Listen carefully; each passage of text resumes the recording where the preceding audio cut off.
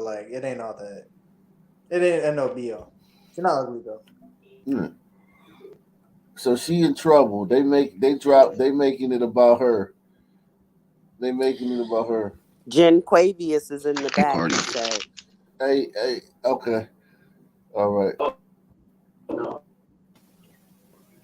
What's up, man? What up, man? I gotta speak on this Cardi B shit, dude. She's such a fucking hypocrite. I agree with that. Dude, 100%. for one, I mean, the image that she portrays, like, for one, Why talking about she's a, WAP and shit like that? yeah, like, dude, she's the fucking main reason why girls are sexualizing themselves at a young age. Like, what the fuck? You think she's the main reason? Well, I'm not gonna say she's a main reason, but she's an influence for sure. Mm, Like a heavy influence. mm, Like a lot of girls, I mean, especially in my age demographic, like I always say, modern women have the digital footprint of an adult film actress, and a lot of them are being encouraged to go into intercourse work because of her message and, oh, fuck it, do what you want, go be a stripper, get that money, bitch, mm-hmm. go fuck a nigga, get that money, fuck with me and get some money. Like that's that mindset. um she's pushing on young girls. So she's talking all this shit about, and yeah, the Dalai Lama. I mean, he's a fucking, that shit was weird as fuck. But at the same time, she can't act all self righteous like she's just not contributing to the issue, because she's making it okay for a lot of girls to be on OnlyFans and showing they pussy, and she's talking about like porn titles and shit like that. Well, guess who the main ones doing porn is? Fucking women. Like, it's hard to be a male porn star. Like, that's why you only see like three niggas fucking all the bitches. Well, you know what though? The reason it's hard is not because of desire to be a porn star. It's just because it's hard to keep erect, stay erect. Um, Well, I mean, it's on camera, hard it's very because, hard. well, that's an issue too. But I mean, it's hard to be a male porn star because male porn stars are they're way more gate kept. Like the barrier to entry is super high. Like it really is hard for a guy to get into porn. You're just a Like, canvas. You're not the star. The girl is the star. Don't get me yeah, wrong, but the main reason why guys why they recycle the same guys in porn is because those guys have a skill, because like you have to stay erect when they switch scenes. Like it's like a yeah. production. It's not like just you hitting your girl and Yeah, but not most of seeing those no. guys are on drugs. Like, I mean, anybody could fucking do that if they're shooting Viagra up their dick. Like, dude, I mean, it's just like if you're shooting Botox in your fucking cock, you're gonna stay fucking hard. I think So it's it's just stay clear from bullshit. that That's a thing. distribution. Yeah, they're shooting shit in their dick to stay hard. Yeah, I mean, it's not natural. They're not doing like those guys aren't I be staying hard thinking how they natural. be doing that. Yeah, because Jeez. they're taking pills. They're taking the Viagra, the blue pill, all that kind of shit. But then they're also shooting shit into their dick. Like if you go to YouTube and then go to Johnny Sin's YouTube, dude, he talks all about it, bro. And Johnny Sin's like one of the main porn stars, Right. and he has a YouTube specifically teaching Yeah. people how to get into porn. Hmm. Okay. Literally. Yeah, Oh Johnny dang. Sins is the he's one of like the five dudes. Yeah, Like he's the guy that comes and fixes your pipes that never get fixed. it's like 3,000 girls and like five dudes. Yeah. Um, yeah. Salute though, but um, yeah. That's good information. I didn't know all that. But yeah, what do you think about the Dalai Lama though? Like, forget Cardi B, right? Act like Cardi B never said that, right? Yeah, What do you yeah. think about the Dalai Lama? That's just fucking disgusting. I mean, I mean, you could chalk it up to culture or some shit like that. I mean, he's probably been on Jeffrey Epstein's island. You know what I'm saying? Oh wow, look, this is the Democratic mayor of College Park. Remember he got arrested for child porn a few Yep. months ago? Yep. 56 counts of possession and distribution of child porn. This is him and the Dalai Lama. So Oh yeah. this could just be uh, um I don't think the It's Dalai Lama. definitely not coincidental. Don't You I swing don't me. think mean, so? you think I mean, they're getting pretty close. I mean, you're another man putting your head that close to another man's head. I mean, he's They're old. taking a selfie. Yeah, I know, but I mean, still. But I don't know if they was like powwow, but they could have found some common ground about that. I mean, for sure. It's just like, when you're hanging around with your boys, one of the first things gonna come up are women. Like, what type bitch you fucking with right now? Da, da, da, whatever. So like, if you're into that type of shit, it's gonna be the same shit. You know what I'm saying? Like, what type of pizza you had lately? That's what they call it. So, shit, it is what it is. They say this guy Frank Stewart, who could be seen accepting an award from the Dalai Lama back in 2014, was found to be connected to human trafficking, which ties back to Haiti and the Clinton Foundation. Woo! Also, he's tied to Edgar Bronfman, who financed Jeffrey Epstein. There you go.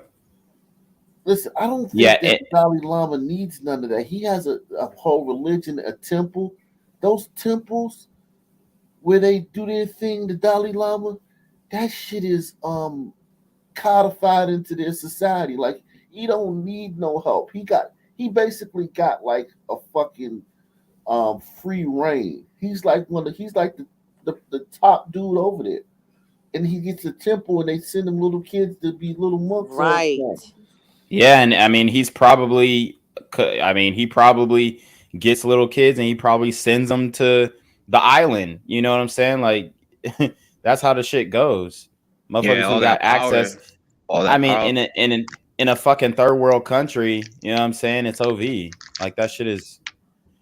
I mean, if you do your research, Yeah, when you look at like these third world countries, that's really where a lot of the kids that are being sex trafficked come from, the third world countries, because nobody's gonna miss them. Because I mean, niggas will literally trade their kids for like you know Right.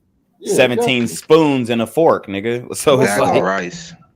No doubt. Yeah. I mean, if you got fucking 8 kids, we did a video on that in Ghana. They selling their kids to those fishermen. Those fishermen down at Lake Volta. They'll sell their kids to those guys for like a bag of rice, because that bag of rice will feed the other kids and the whole family won't die. It's better to give that kid away and get a bag of rice that'll sustain everybody else for a week than right, everybody dies.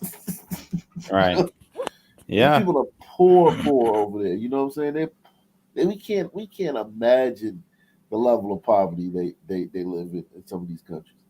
Um, but yeah, I just wow. I watched an yeah, interesting video about sex trafficking today. It was about a detective who went to like those countries you're talking about, like Thailand and Haiti and shit. I posted it in the chat. Philippines, Yeah, if you guys big should one. you should check it out. It's a fucking crazy interview talking about the shit that goes down. Yeah, I seen a video that like basically I mean, I ain't trying to put them out there like that, but there's a video on YouTube. If you watch it, there are these there's online, pedo operations where people are literally selling pictures, videos of their own kids, from the Philippines, and the mamas and the aunties are facilitating this shit Let me because tell they you need something money though. and they pay big money for it. Let me tell you something. To all Ock Nation, man, Ock Nation people out here. I don't know what you're into, and I'm not even going to pretend to know. If you are into child porn, whatever you do not do that shit online, because they can trace that shit. They got people all over doing that shit, and they will sentence you to 60, 70 years in prison for looking at some pictures. Yeah, So I'm unless you get a judge telling like you, Kentucky Brown Jackson. yeah, only the sister. Unless you get a sister judge, but if you get a judge that ain't no sister, they will fucking fry your ass for looking at pictures, because what you're doing is you're facilitating the market for that stuff. So you being a viewer of that shit makes people go make abuse little kids and make more pictures it creates you're creating a market for it. So they're gonna fillet you. You're gonna be like, you're gonna think like, did you see the other day, Black Disney, when I showed those people getting life sentences? I don't think so. It was at the end of the episode. You're gonna be in court like that, getting fried like that for looking at some pictures. So I'm telling you, man, do not fuck around with that child porn stuff, man. Leave that stuff alone, Jack. Um, they will flame your ass for that. And now, drag queen story hour, they get away with that skit scot free because it's in plain sight. It's in plain sight. But if you're in your computer, like looking at those pictures online, they will kick in your door one day, and you'll be like, "What the fuck?" They will find you, man. They will find you. Yeah, I mean sometimes, but I mean sometimes they'll also look over it and kind of let you do whatever the fuck you want. I mean, I'm not saying that that's right, but I mean shit. I done seen a lot of cases where they getting slaps on the wrist. Well, I've No seen a lot cap. of cases where they fried those guys. Somebody got a lot of fucking noise in the background. Is that you, Wardell? Like what you doing? You like typing or something? Or you building a what the fuck you doing? You building like a Lego fucking city or some shit out of Legos or some shit? Um, salute this salute to Cyrus Cherry. He says, I follow some form of Buddhism, but I never bought the Dalai Lama thing. Supposedly he's the same spirit reincarnated as the Dalai Lama, but I'm generally shocked and sad by this. Yeah, man. I'm shocked and sad by this too. He says the Dalai Lama is like the face of Thailand. Politically, this could work in China's favor. No, isn't he Tibet? Isn't the Dalai Lama I thought it Tibet? was India, I thought or it was Tibet. Nepal. I don't know. Yeah, they want the Dalai Lama dead, and they want Thailand. I think he means Tibet. This is a political disaster for the U.S. Yes, it's Tibet. Yeah, Yeah. Let me play this video for you. this nigga's fucking nasty, but that shit's fucking gross. That information too, bro. This is a day in the life of a monk. Go ahead, mute yourself, bro.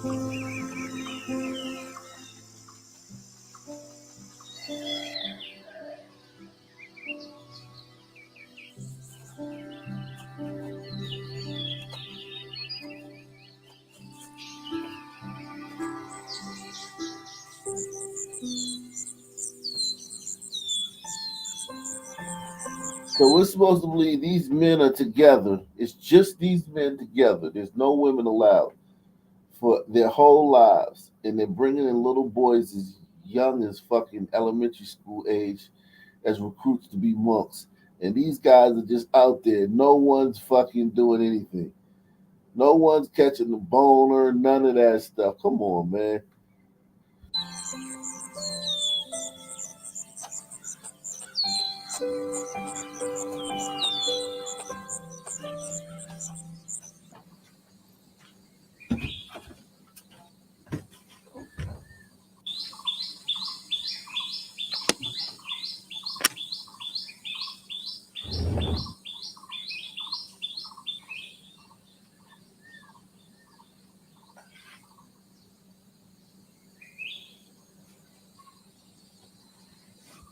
So they live a very pious and simple life, and they and you know they just live very spiritually, and they're very pious, and yeah, okay, but there's It's a cult.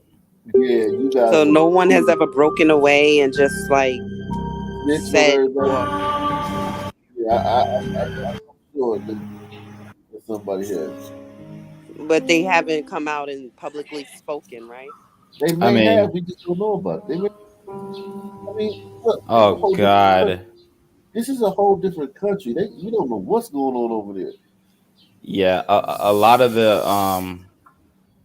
a lot of these ancient religions, quote unquote, are rooted in, occultism and all that kind of stuff. So, Yeah, and look at sheesh.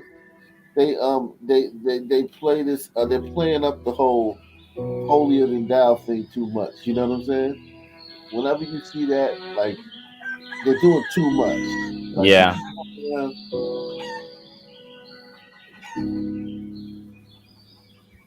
Sweeps.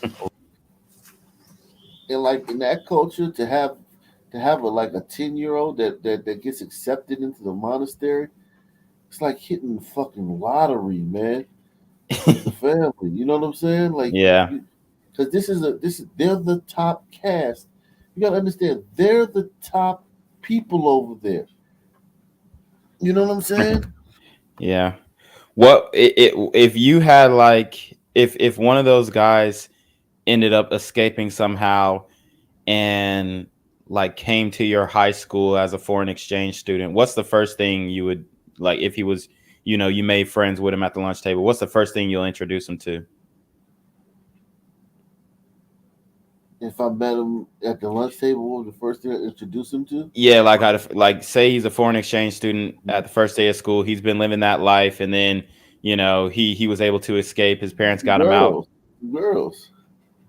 Me too. So yeah, okay, I feel that. Yeah, What would you do? What would you introduce him? yeah, it'll probably be some hoes. Like I'll probably get him fucked or something.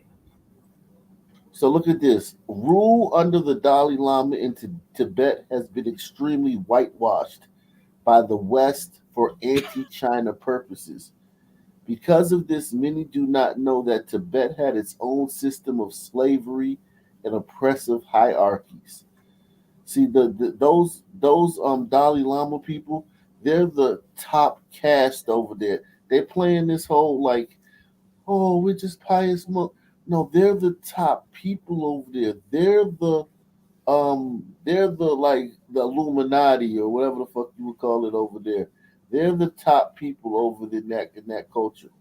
Um, they they're the ones that run everything, even though they present themselves as like oh we just wash our feet with water and no soap and shit and da da da da. Like look at this.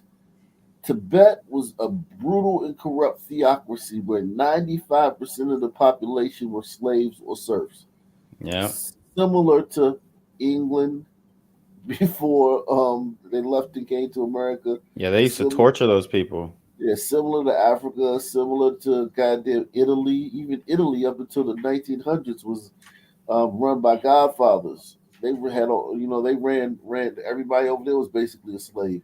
All everywhere in the world, people don't understand. This is what we don't understand. Everywhere in the world was basically slavery, serfdom. Now Africans Yeah, were slaves in the chattel slavery form, but in Russia, if you weren't part of that top class, I forgot what they called. You couldn't even travel. You couldn't go from town to town. In Russia, I forgot the name of the class. SARS. No. SARS. It's the noble. It's the nobility over there in Russia back in the day. I Oh, forgot. okay. But yeah. Anyway, their law of this is talking about the Tibet. It said the 5% elite were monks, landlords, and aristocrats. Their law said a monk or landlord was worth his weight in gold, whilst a woman, craftsman, or peasant was worth their weight in straw. Chopping off legs, arms was common punishment for slaves. A common punishment for women was forcing them to carry a heavy wooden board around their neck for weeks on end. Slaves Damn. would also be constantly chained up, whether they were working in fields or locked up in rooms. Yeah, these people, before the white man came over there and kind of like Fucking savages. these people were living as like it just is what it is, man. Like it is what it they those Dalai Lamas they had the whole population in slavery. But Ugh. what China has done is the great replacement. They've exterminated Tibetan culture. It's a lot Yeah, of well, here's the thing though, Tibetan culture they had a lot of human sacrifice was also common under the old regime. Yep. The first image shows a letter where the 13th Dalai Lama, that's the one before this one, needs human intestines, skin, skulls, and blood to celebrate his birthday. Wow. So, like, this is a picture of the letter, and That's why the leftists love him. right here, this is the Dalai Lama, the 13th. The one now is the 14th. And these are the skins. Skins of babies. They got skin of baby skins Jesus. to celebrate. This is to celebrate their human sacrifices. This is what Dude's a fucking freak. Yeah, but this is listen, it's places in the world right now where they still do shit like this. Yeah. But Somebody said clean work. yeah, that was wicked. It says Skin job for sure. yeah. Yeah, this was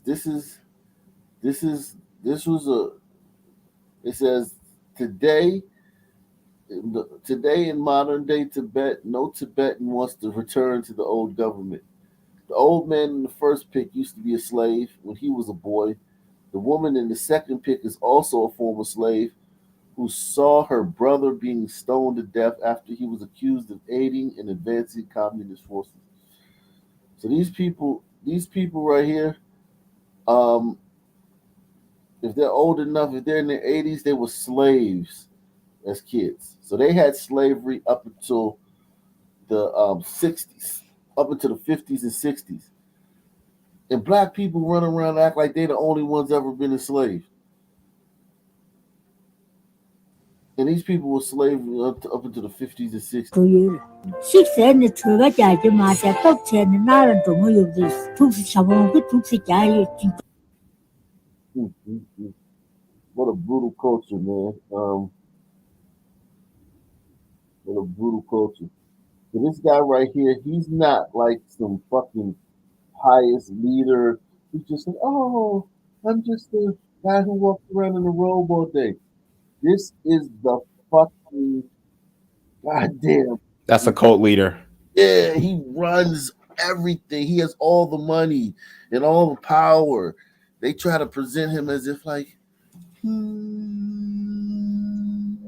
Yeah, he's a fucking weirdo.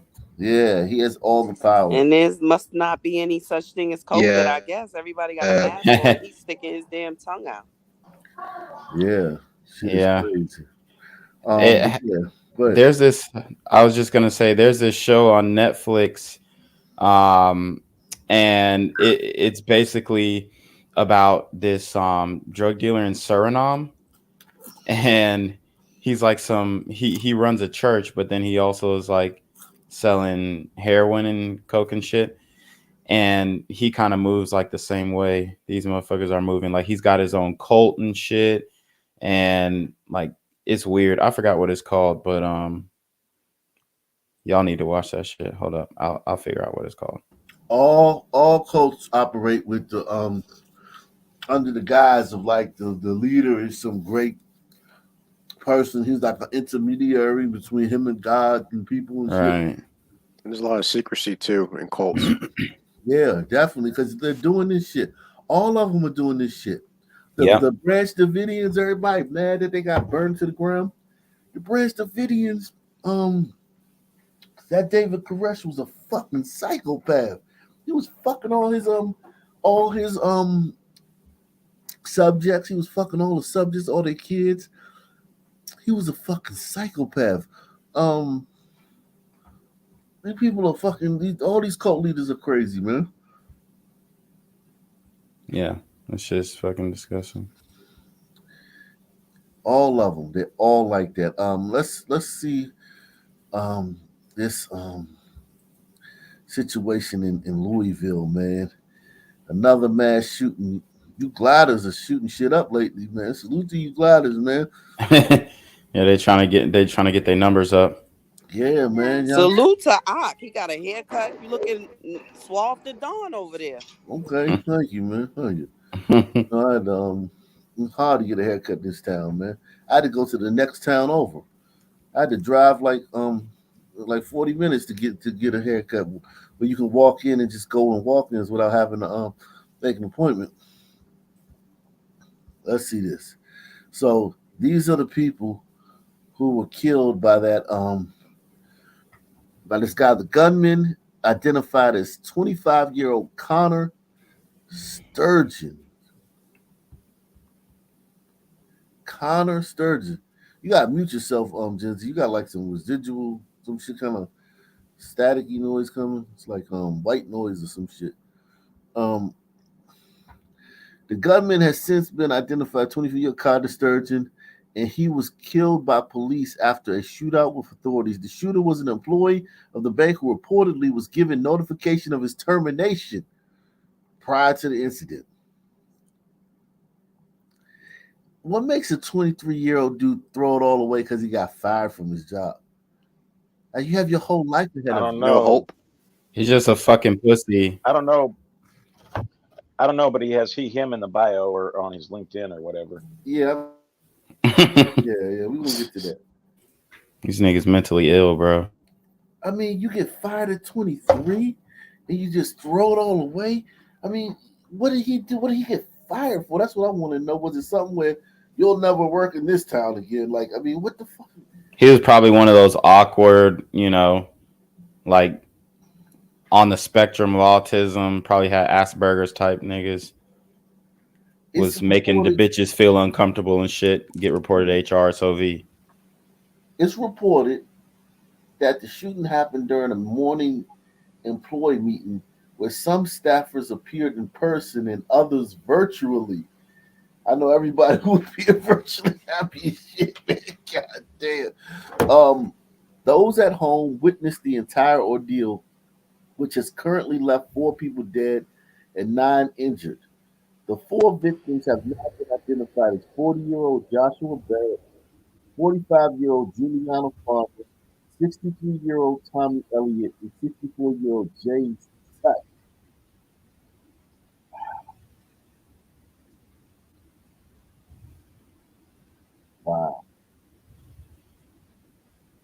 Wow. Marketing executive. Is this a sister? I need help. Is this a sister? Yeah. There's a hombrita. Dominican. Got a sister. That look like maybe a sister. Let me look up her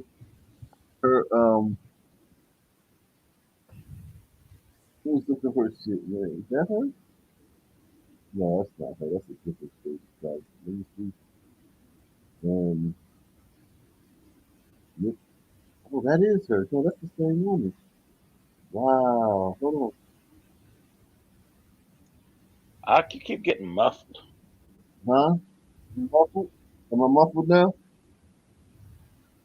It's like you're not talking into the mic or something. Yeah, it sounds like you got a sock on the mic. It sounds like I got a sock on the mic. How about now that? you good. You good now, yeah. Okay. All right. Good.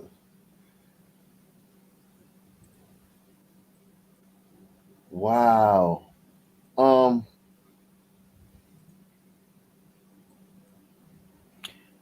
Fuck, man. Hold on. No, this is not Shay McCallum. This is Juliana Farmer. Okay. Juliana Farmer. This looked like a sister. It could be a red bone, right? I think she's might be hombrita, married to Hombrita? someone with a Okay. farmer, married to someone with that last name, possibly.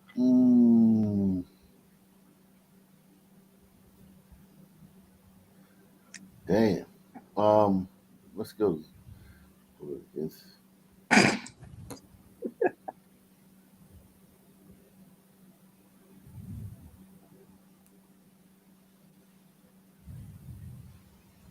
Let me see.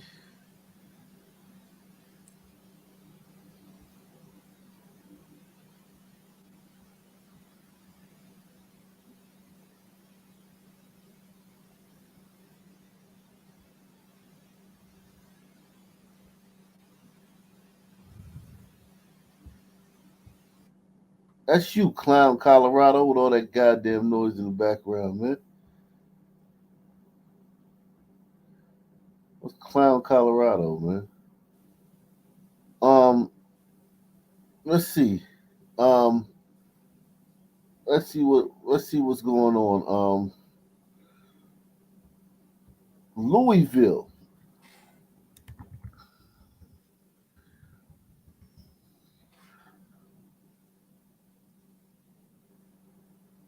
We begin the breaking news that we've been following today.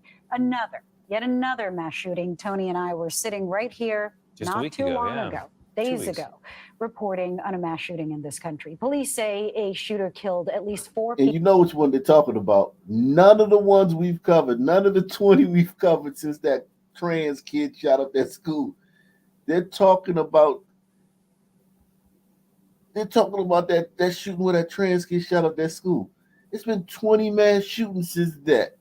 These people are fucking crazy. Again, the breaking and at least 5 that used an AR-15. Yet another mass shooting. Tony and I were sitting right here not too long ago, days ago, reporting on a mass shooting in this country. Police say a shooter killed at least 4 people at a bank building in downtown Louisville. Yeah, authorities also say that 8 others, including 2 police officers, are wounded, and the suspected shooter also dead on the scene. Authorities say he appears to have been a former employee of the bank and either died from a self-inflicted gunshot wound or was shot by police. Kentucky Governor Andy Beshear became emotional describing his connection to some of the victims. This is awful. I have a very close friend that didn't make it today.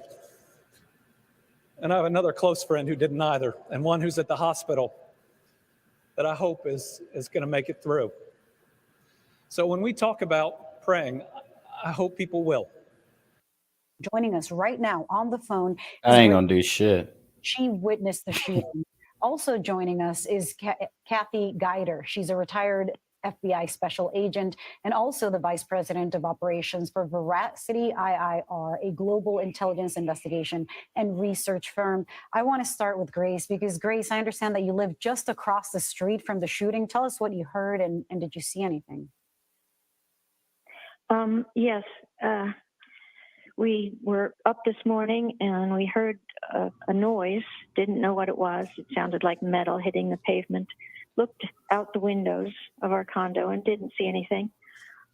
Turned away and then heard the same noise several times, and we realized it was shooting. Looked back out, and directly across the street from us, we're on the 5th floor, this was on the ground level, was a police officer with a rifle shooting what appeared to be directly into or at the front door of a bank, which is across the street from us.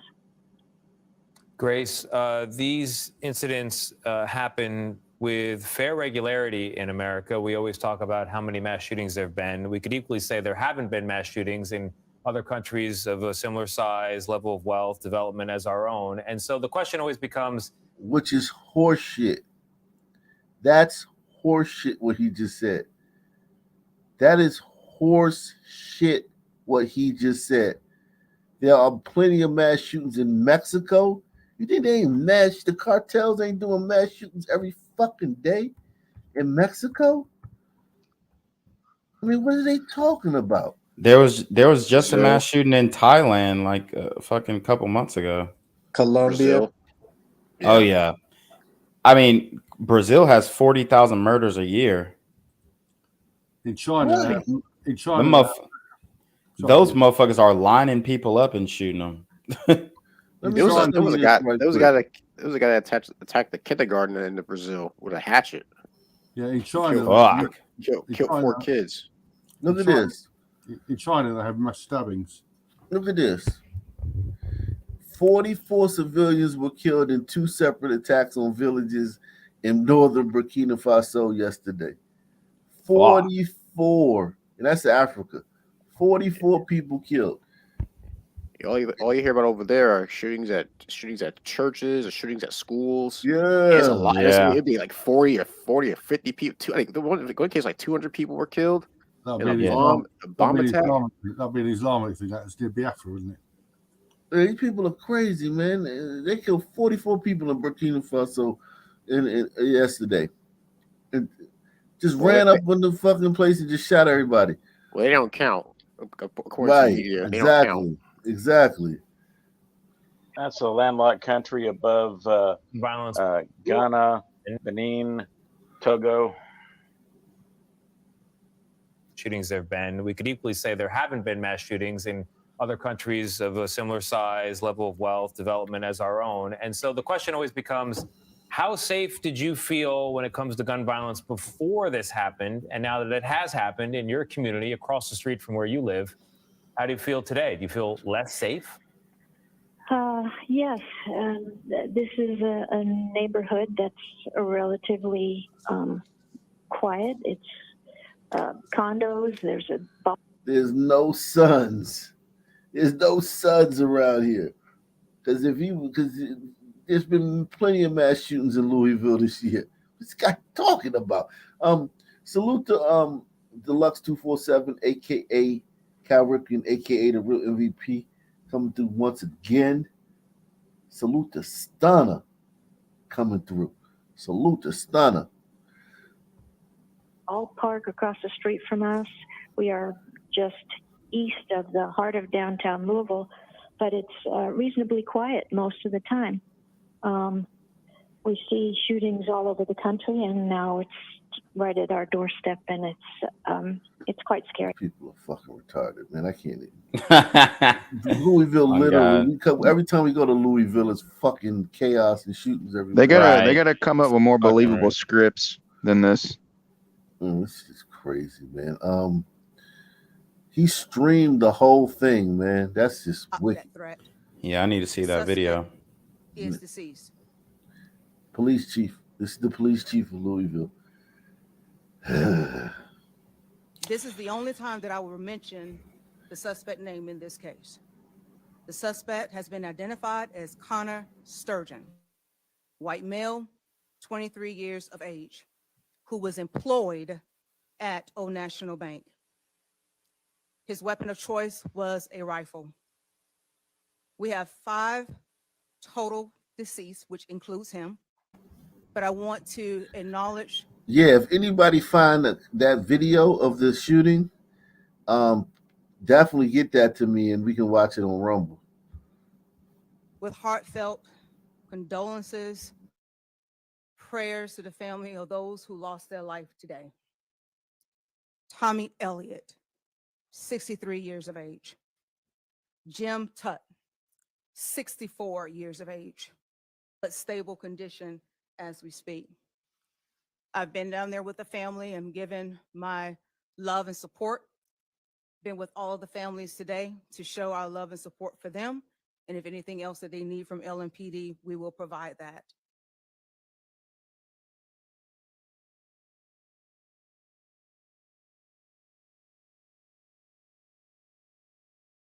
We can't hear you if you're talking. That's the fucking police chief, man. Goddamn sister police chief, man. Y'all winning, man. Goddamn.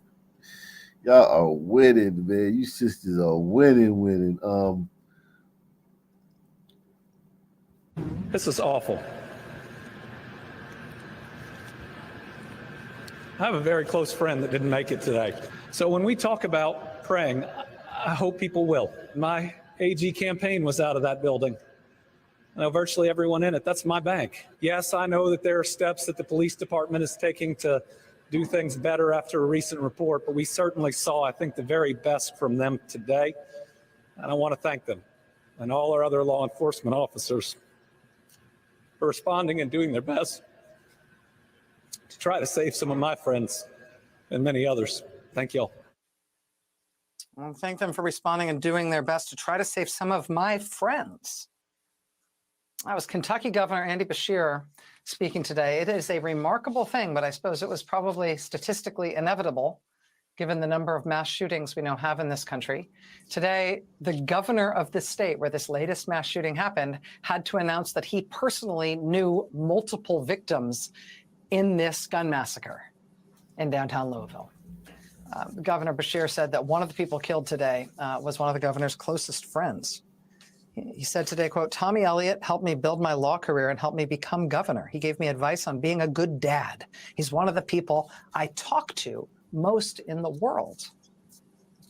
Remarkably, look at this. Florida Senator Rick Scott, Republican Senator Rick Scott of Florida tonight, also tweeted his condolences to Tommy Elliott's family, saying he too considered Mr. Elliott a friend, said he was somebody he'd known for many years. Now, since we've come on the air tonight, just this hour, the death toll in today's mass shooting in Louisville has climbed. I said at the top of the hour that of the 13 people who were shot today, 4 of them had died.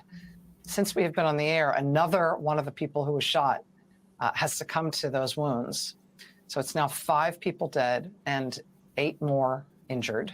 In addition to Tommy Elliott, the other victims have been identified as Jim Tutt, Joshua Barrick, Juliana Farmer, and now newly Deanna Eckert, whose name was just confirmed by local police a short time. Among the 8 other people who were injured, there's a 26-year-old police officer among them, an officer named Nicholas Wilt from the Louisville Metroville Police Department. He was shot in the head while responding to the incident. Officer Wilt underwent brain surgery this morning. He's in critical but stable condition. I should tell you, Officer Wilt, as you can see how young he is here, he'd only been on the job for 10 days when he reported for work this morning. According to local police, responding officers arrived on the scene. Hold on, wait a second. They have you going into fucking missions like this on your fucking week. What the fuck? I mean, like, what happened to? I thought it was better training. Like, this guy can't possibly. That's how depleted the police department is. Oh yeah, that's true. Yeah, they don't have a lot of cops. Yeah, they might have to. Yeah, you asked for it. You asked for defund the police. So look at this guy, man. Ran in there, got his fucking brains blown out, but he's still alive, man. Hopefully he pulls through, man. Yeah, man. Well, yeah, I'm about to sign out, but guys, it's my birthday in 3 minutes, so. Oh wow! Oh my gosh, it's my birthday too, Janquavius. Okay, birthday twins. Happy birthday, guys! Happy birthday! Thank you. How old are you gonna be, Janquavius? 28. Yeah, right. You were 28 when I met you, but you No, I was 27 when I'm. Really? Yeah. You still, damn, you young as shit. Well, Yeah. No, you were 20. No, yeah, that's right. I think you were 26. Yeah. Wow. Yeah. So young, man. Golly, man, you so young. Wow. Yes. Miss Keep Berry, living. Miss Berry, happy 32nd birthday to you too. Yeah, happy birthday. Right. I'm a little older than that, but thank you so much. Rachel Maddow was born on April Fool's Day. According to local police, responding officers arrived on the scene in 3 minutes after they first were alerted to the shooting. They exchanged gunfire with the suspect who was killed at the scene. Police have confirmed that the shooter was an employee of the bank. They've also confirmed that he live streamed his attack today on social media, which is a thing they do now. The mayor of Louisville, Craig Greenberg, himself survived a shooting last year. A gunman entered his campaign office on Valentine's Day last year, opened fire directly at him. He was very nearly shot himself. A bullet went through his sweater that he was wearing. That was his son, but stay focused, John. This is a glider they shot up today. We'll be talking about old son shootings and shit. Without hitting him, which is a miracle. I'm waiting for her to blame Mayor Russia. thanked police officers for their actions today, called today's events an evil act. of gun violence. As I noted at the top of the show, as police responded to this shooting at the Old National Bank. She's gone a long time without being overly political about this, man. She must. She blame Russia with it. You much. She's slow walking it, man. Downtown Louisville.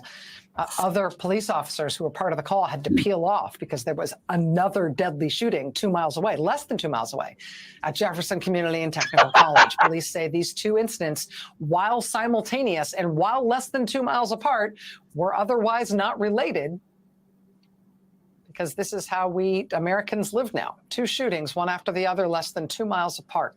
At least 6 people dead in the two of them. Here, Like this you is give a business shit. as usual with many of us. Cry like you did for those. She's trying to project her emotions onto the watchers. That's all Yeah. she's trying to do. Like, aren't you tired of this as much as I am? Come on, guys. Let's just give up our guns. Come on. Nah. Right. Nah, I ain't doing that. She's like, these people are actors. They get on, and it's like you're supposed to think they're like a member of your family in your living room.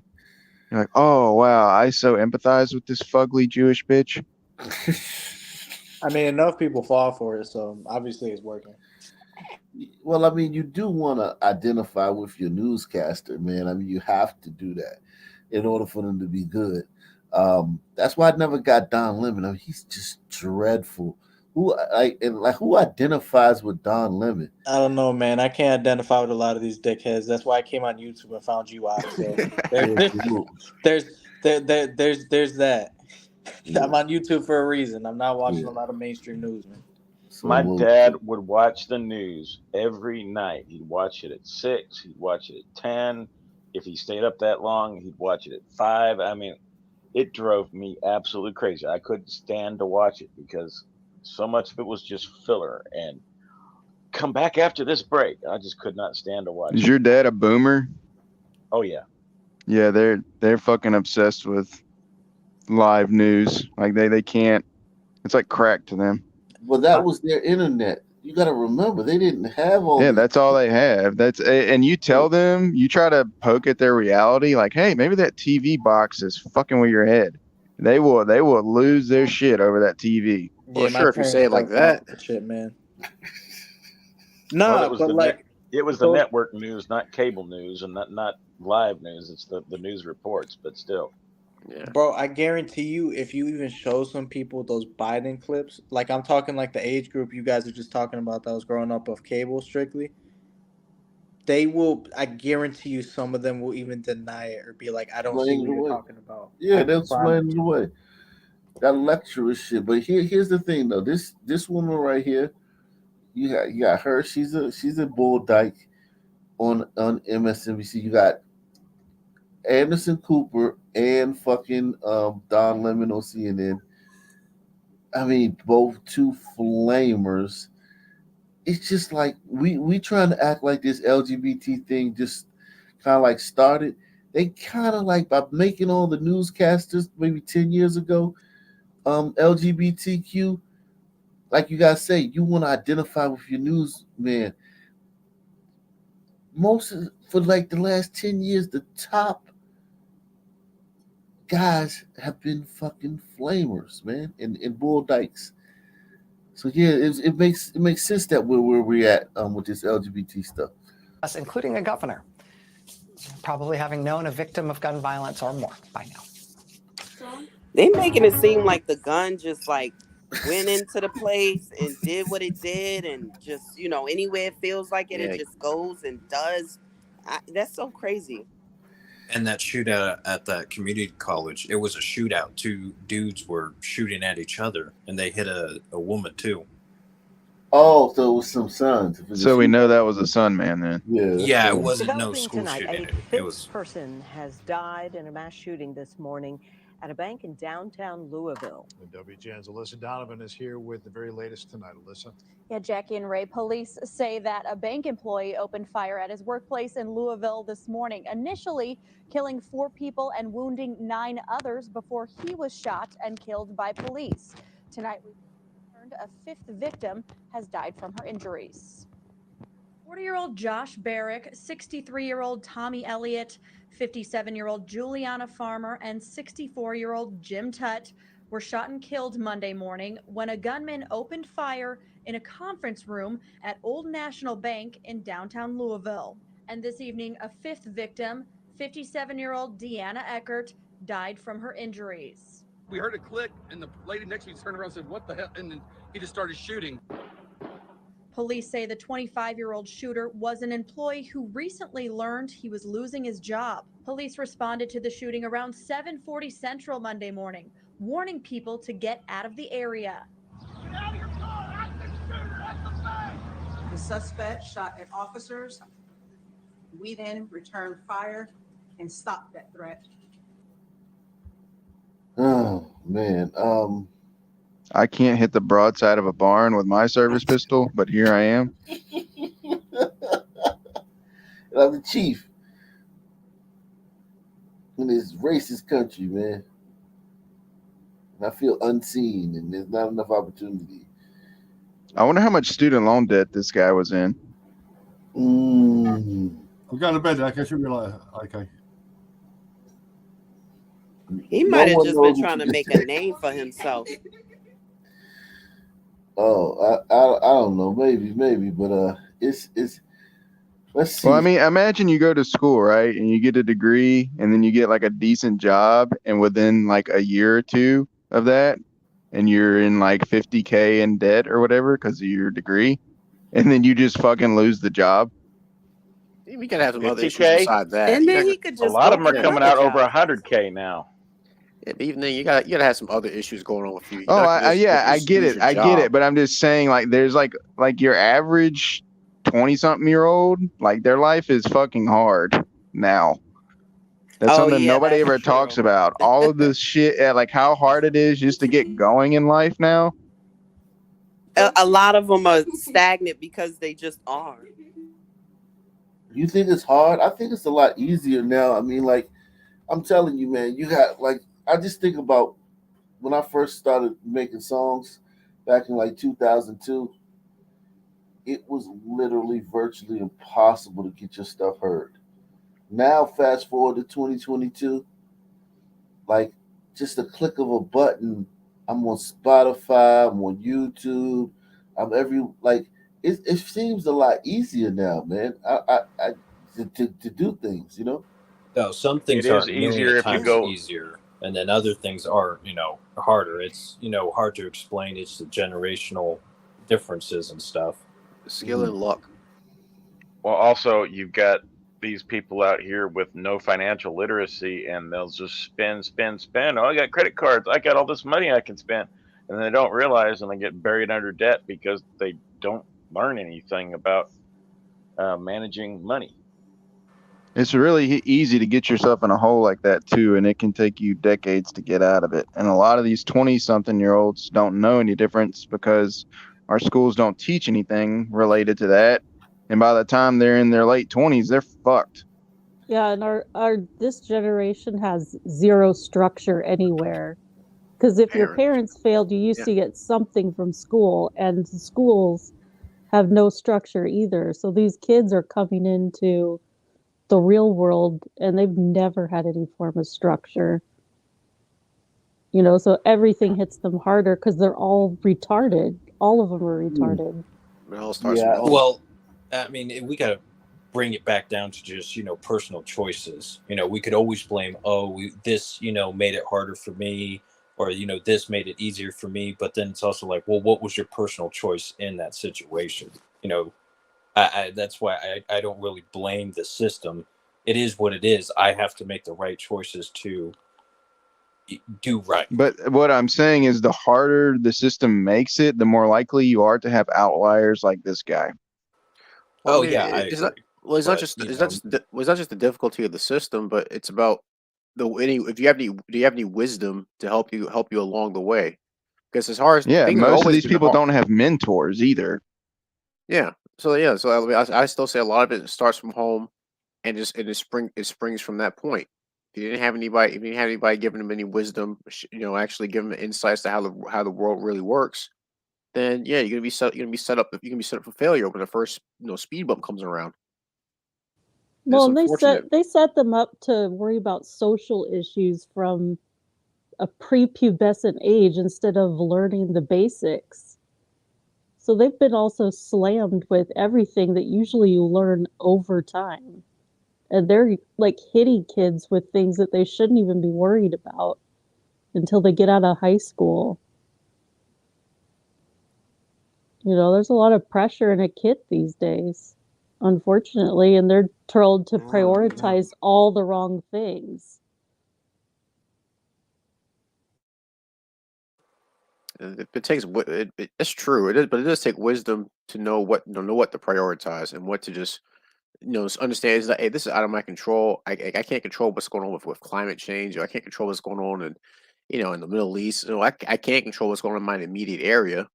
But you have to learn that. But you have to have people much older than you teaching that kind of stuff because when you're young, your imagination runs wild. You get you're so you're so concerned by everything that's going around. You're hypersensitive, but you don't have anybody. You don't really have anybody to keep you grounded, and you're just it's easy to fly off the handle.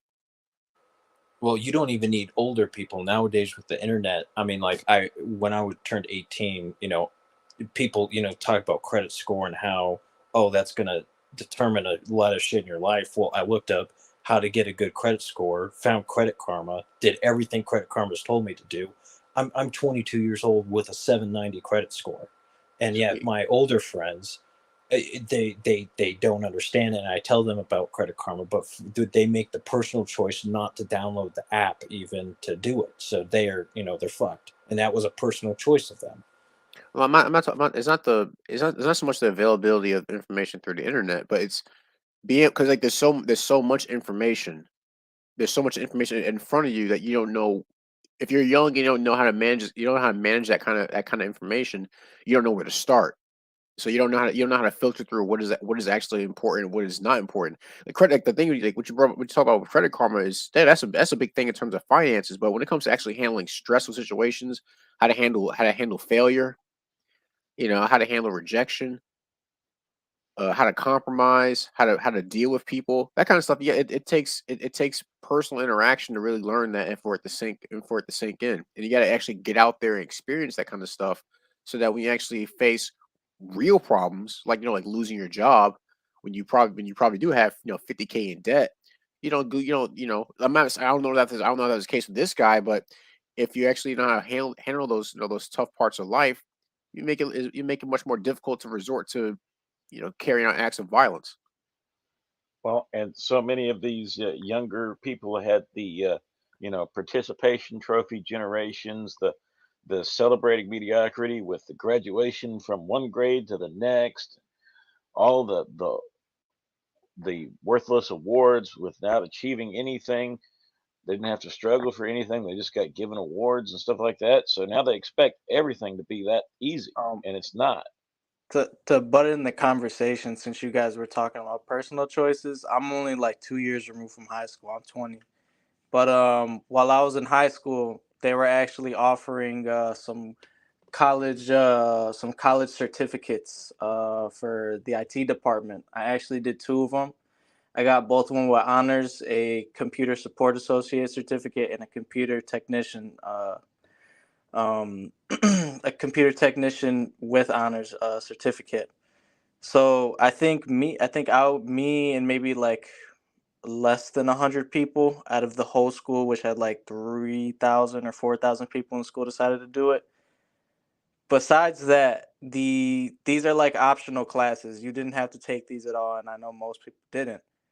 But on the other hand, the classes even they did offer that were optional, I mean, some of them were cool. Like there's like a class that was strictly about sports journalism and stuff, and a couple other things in there. But imagine if they had a class like knitting, because my mother actually took a knitting class in high school, and that's like a skill she has with her for the rest of her life, which I don't like see a lot of other schools offering. I mean, anyone in here could say it's stupid, but I actually learned how to knit a little bit while I was in Boy Scouts. So I think it's just like stuff like that that's meaningful that could actually like help you for the rest of your life. I don't see that, I guess, in many schools nowadays. Although what I have heard is that some schools, just like mine, did offer maybe like an IT program from a local college. So just food for thought. I had home ec when I was in high school. I graduated in 07. Oh no, yeah, we I had took some other home things ec like and that I too. took welding too. So it has stuff like that offered to us.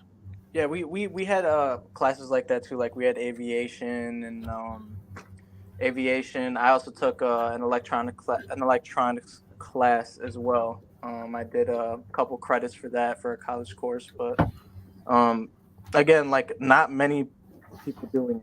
Like I don't remember a lot of people being in these classes. So Well, again, wait, can it's I? personal choice. Well, you kind of not compromise, fuck, but you kind of went back on what you said. You said there's not a lot of opportunities in school, yet you just said a lot, a few opportunities.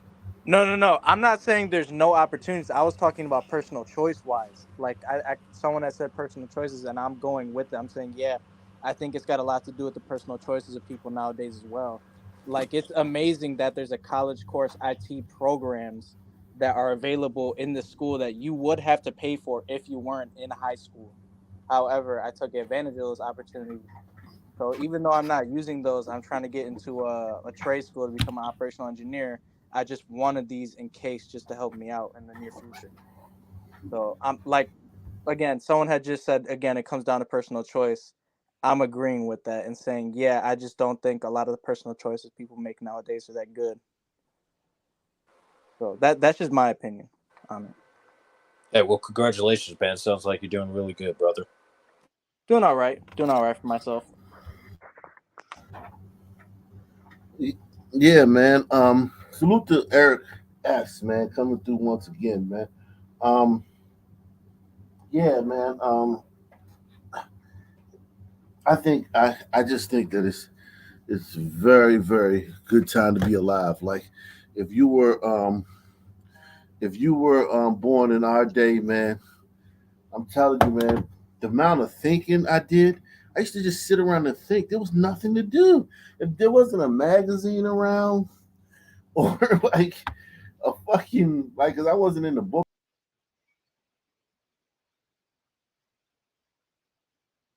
Yeah, you're muted. Oh. Yeah, you would have to read No, a he's book. gone.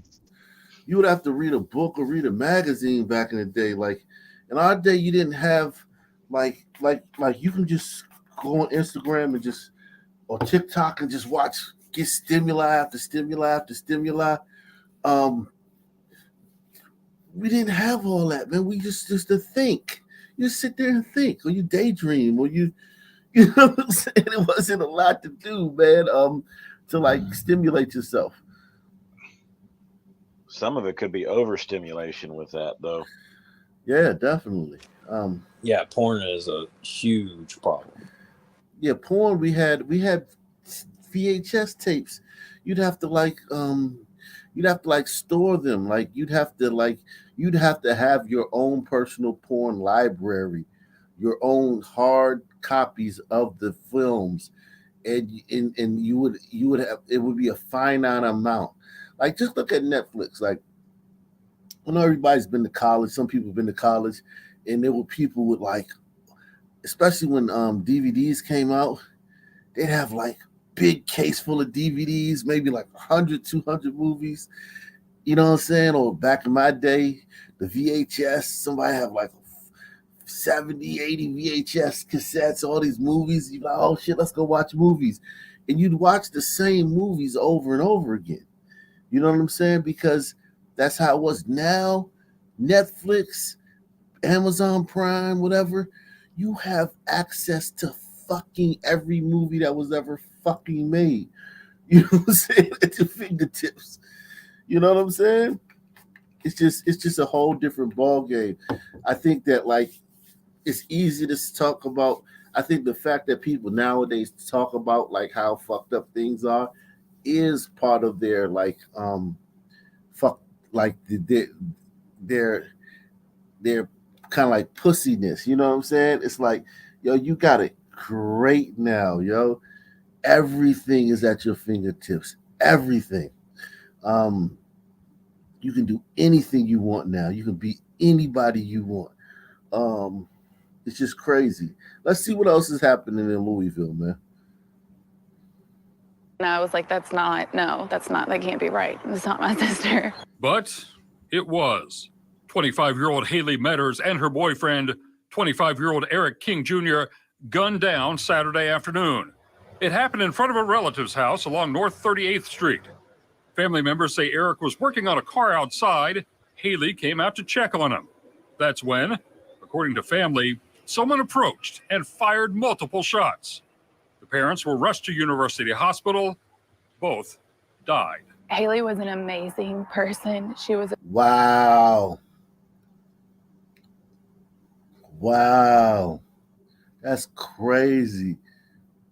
Her and her son, man, boyfriend. That's crazy. Somebody came up to smoke him. He was working on the car.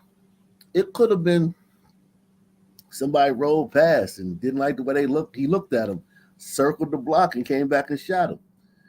Or, you know what I'm saying? Or while he was working in the car, he was like in the street, and they probably had to go around him, and they got an attitude, and they shot him. Looks like he's a recent addition because that kid has no son in him. Is he on stepdad duty? Nah, Damn. man. You got to remember though, a lot of these sons, man. I mean, these kids, they look like gliders. I mean, that could be his kid. I promise you it could. I don't see no texture in that hair. Dude, he was about to nut and dip anyway. Man, come on, shit. Am I wrong? Nah, Fuck man. no. Nah, that don't mean nothing, man. My cousin got a baby with a white boy, and they kids are black. Yo, let me just show you this picture of this basketball player's kid, man. You'd be shocked, man. These glider DNA is dominant. Glider DNA is strong, Jack. That's Mike Conley from Utah Jazz, man. Whole son, man. Mike Conley is a whole son, man. That's a nice picture. That's his Better take advantage of your easy access to DNA tests on that one. Yep. I was thinking the same thing. I'm telling you, man, that a lot of them are like, look at Nick Cannon's kids. Most of Nick Cannon kids look like little white kids. Yeah, they do. They do. They like white kids. It's just glider DNA is strong, man. Y'all the dominant race, man. Yeah, put your white face on. Y'all the dominant race, man. Glider DNA be strong as shit, man. Put that on a t-shirt and sell it on Og Nation News. Yeah, man. So damn, she was out here. Damn, she was out here fucking with her son, man. Yeah. And I feel bad for her. She's a beautiful girl, man. I know a lot of white guy. What do y'all think when you see a girl like this? Like you go to school with this girl all through life, and then you bump into her one day, and she's with like goddamn Pookie, Jamal Quavius the third and shit. What do you think? What do y'all think when y'all see that? Size Good queens. luck. Size queens. They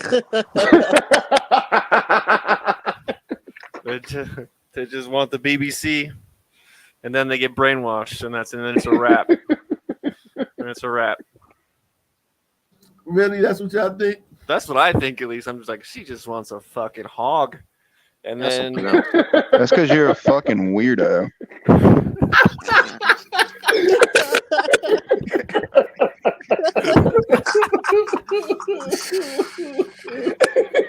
Yeah, maybe we should not hear what you think anymore.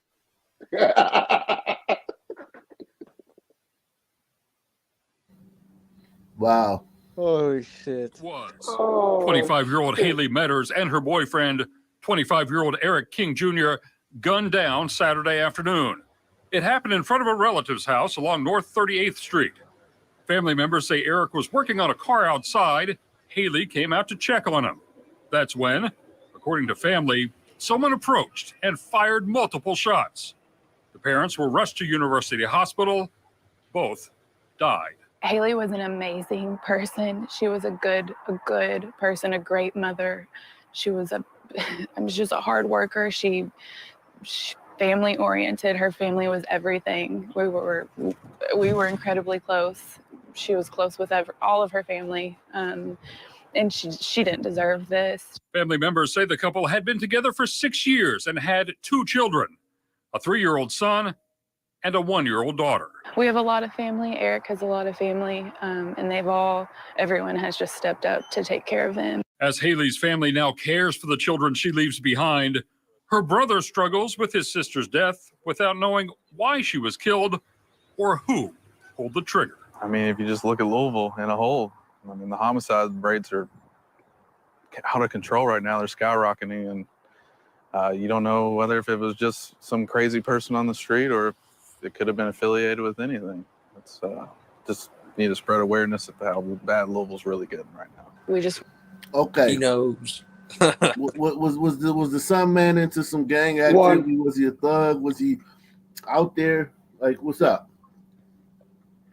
I don't know. You know? He ain't get too much detail. He knows. Yeah. Listen, man.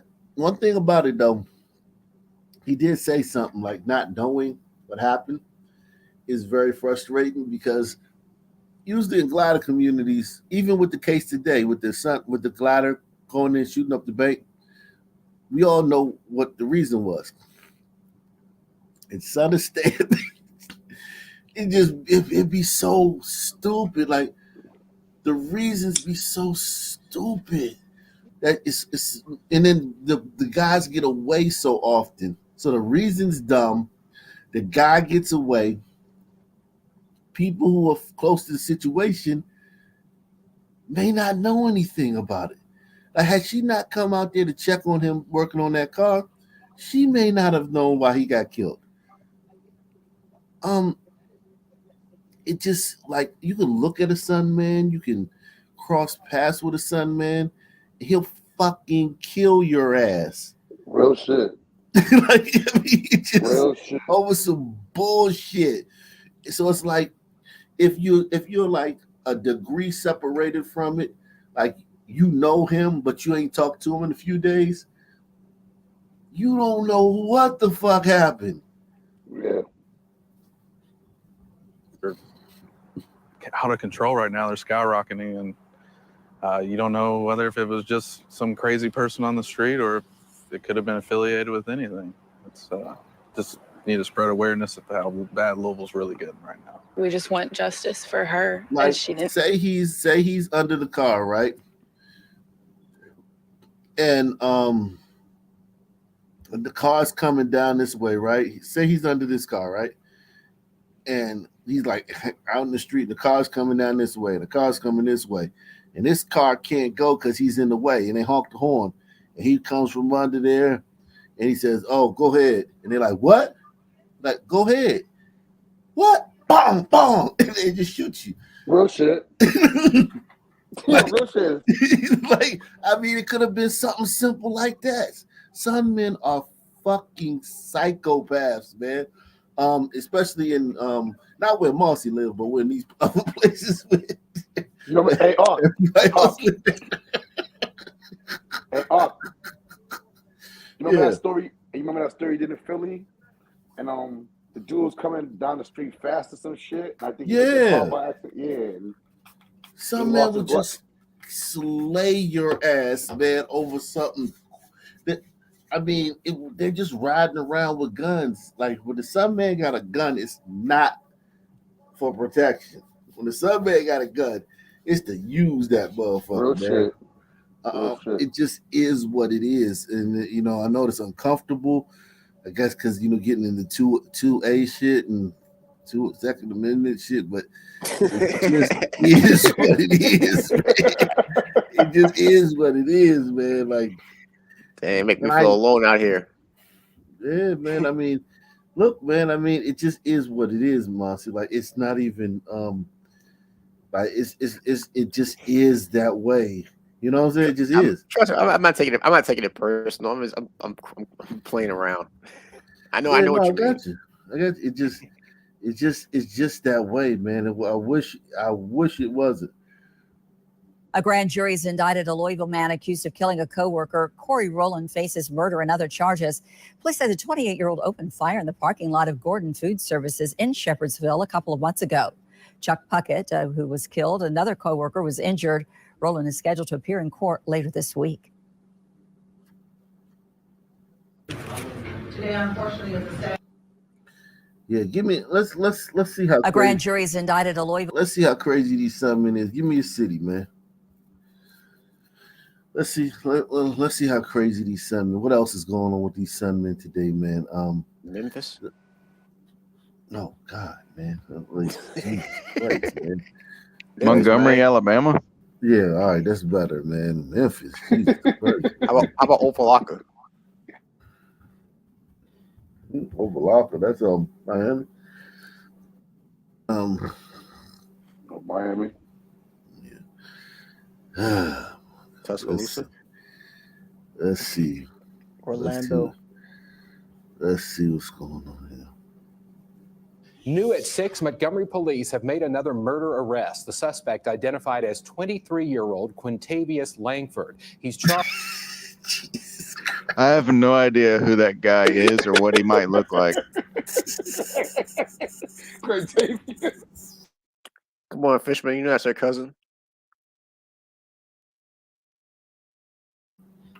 Quintavious Langford.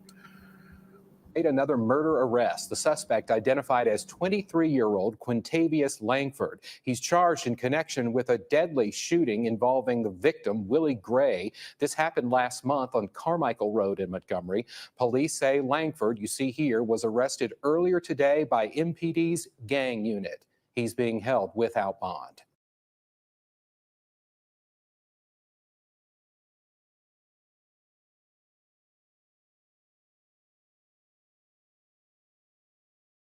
New information at 6 from Elmore County now. The sentence has been reduced for a man convicted of a 2018 murder, armed robbery, and theft. Today, Judge Sibley Reynolds re-sentenced Lakeith Smith to 30 years. His original sentence was 65 years. Smith, in 2015, was one of 5 teenagers who police say were involved in a crime spree that started in Montgomery and ended with the breaking and entering of a Millbrook home, then a shootout with police. His attorneys said they are not done with Lakeith's case. Just listen to that way that story started. That was insane. I mean, the judge resentenced him and halved his sentence, cut it in half. Jesus Christ. You Gladys got to hear about how y'all system is all fucked up and shit. Yeah, I don't know what to do with my glider card anymore. Yeah. It's like, I don't know if I hang on to it or I put it in the shredder or maybe just hide it somewhere till I find it again. We're winning. Maybe man. go to Sri Lanka. We're winning. We are winning. I mean, golly, man. To now, Elmore County now, the sentence has been reduced for a man convicted of a 2018 murder, armed robbery, and theft. Today, Judge Sibley Reynolds re-sentenced Lakeith Smith to 30 years. His original sentence was 65 years. Smith, in 2015, was one of 5 teenagers who police say were involved in a crime spree that started in Montgomery and ended with the breaking and entering of a Millbrook home, then a shootout with police. His attorneys said they are not done with Lakeith's case. What we plan on doing and what we need to do is to appeal the conviction and appeal the sentence. We think they were both done in injustice. And so that's our next step. There's been a grave miscarriage of justice. So Lakeith got it. is being unjustice did. Yeah, and they didn't say. And Tell me that crime how. scene that they went into, they didn't say the detail. Tell me exactly how. What injustice was committed upon him? What right was violated? Did Well, he's they black. lie? Did they lie to the jury? Did they, did they mislead the jury? Something. Give me some reason. Nah, There was just injustice. you're going too deep. You're going too deep, man. He's black. That's it. No. And they're going to find some suckers. They already reduced his sentence, cut it in half. Maybe you get it cut in half again and he'll be home. But this happened in 2015. Yeah. Cut it in half again, he'll be home. Yeah, just keep cutting that bitch in half until it's about 6 months. And then you won. Zachariah and old Zachariah Anderson, a white male, was convicted of murdering a man who disappeared that had no body, one pinprick of possible DNA that could have been the victim. They didn't even give a percentage of it because his ex, Sadie, who was at least a Sun woman, pointed him out to the police, and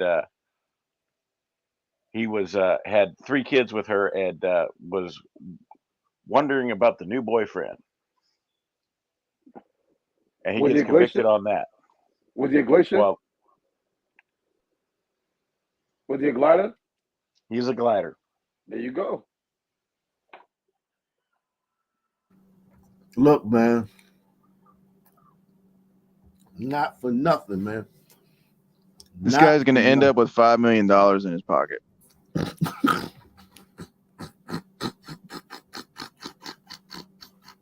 Like he needs to come out of this teaching a course. Like buy my course for $99.99 on how to make $5 million in the racist justice system. What we plan on doing and what we need to do is to appeal the conviction and appeal the sentence. We think they were both done in injustice. And so that's our next step. There's been a grave miscarriage of justice as far as Lakeith is concerned. He should be home right now. And the fact that he isn't is a shame. I still don't feel like I heard any kind of acknowledgement or acceptance of the weight of the consequences of his choices. I was hoping to hear that as part of the hearing today. That, yeah, this mitigation may help explain my decision-making process. But at the end of the day, I'm ready to man up and say that, I pushed that rock off the cliff, and where it ended up rolling, it caused my friend's death. Smith was tried under Alabama's accomplice liability law for the death of Adante Washington, who charged a Millbrook police officer with a gun and was subsequently shot and killed. Because Washington was killed during the commission of a felony, all the suspects involved were charged with his death. Okay, yeah, so he didn't do nothing.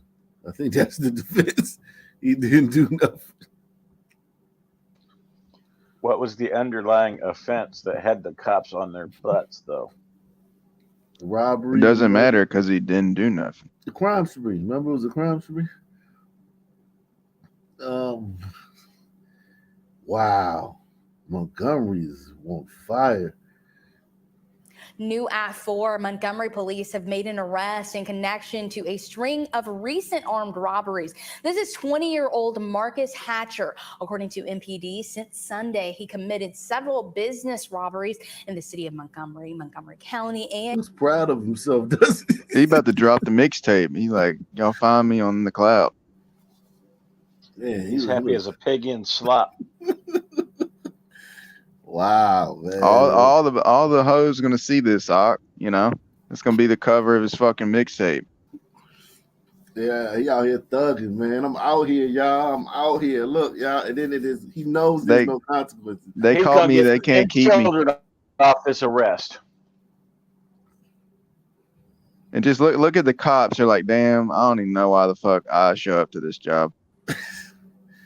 Yeah, I mean, you fucking lock this kid up and he gets out. He's smart. He knows it. Like, they know. The Sun Man knows, man. You gliders are soft. We know it. Lashes is what he means. Oh, That'll he take would the not be smile off smart. his face. If they were walking him up, listen, if they were walking him up for 5 lashes, he wouldn't be smiling. He'd be Marcus screaming Hatcher, bloody murder. according to MPD, since Sunday, he committed several business robberies in the city of Montgomery, Montgomery County, and Dallas County. In 2 of those robberies, police say he fired gunshots. MPD says it worked with multiple agencies, including the FBI, to capture him. MPD and supporting agencies located the suspect yesterday, April 6th, and engaged in a lengthy vehicle pursuit and foot pursuit. However, the suspect made good his escape. During that pursuit, the suspect did throw a weapon from that vehicle. That weapon has been located and confirmed to have been used during these robberies.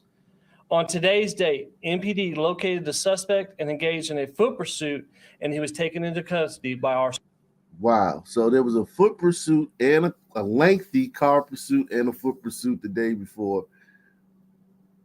And then the next day, there was another foot pursuit.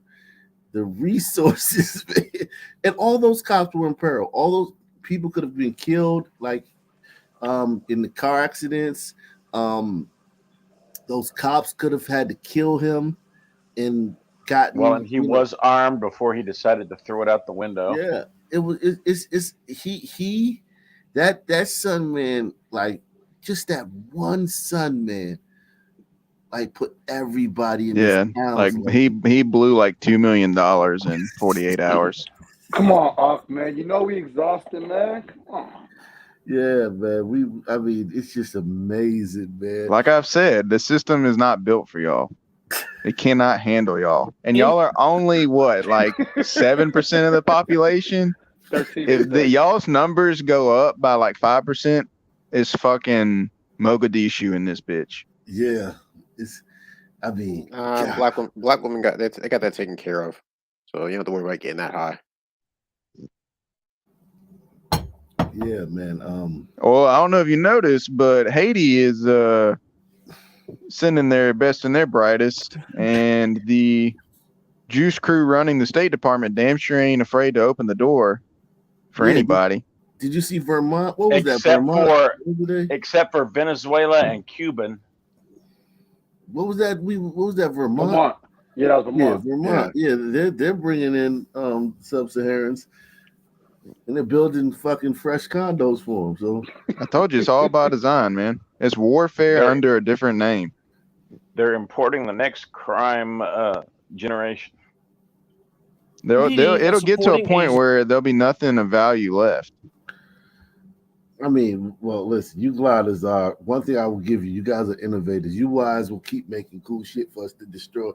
So I mean, like y'all will. I know, but the glider numbers are going down and down and down, like rapidly going down. Yeah, but y'all still will keep making shit. Like that's what y'all do. Y'all tinker with shit and tinker with it and tinker with it. Y'all can't help it. Y'all just keep tinkering with shit. So y'all gonna keep doing that shit.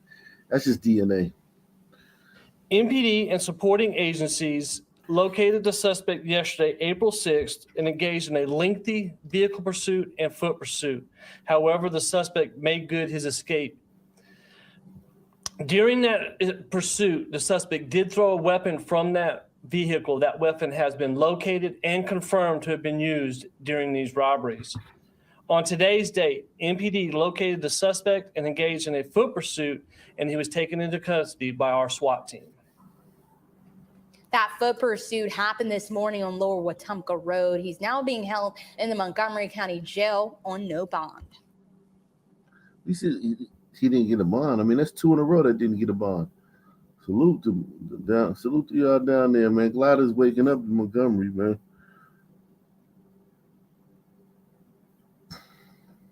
See this. Brian Stevenson, founder and executive director of the Equal Justice Initiative, which fights for human rights right here in Montgomery, is among the 2021. No, it fights for criminals, period. End of story. National Humanities Medal recipients. WSFA 12 News anchor Rosanna Smith spoke to him about the award. and the future of the EJI.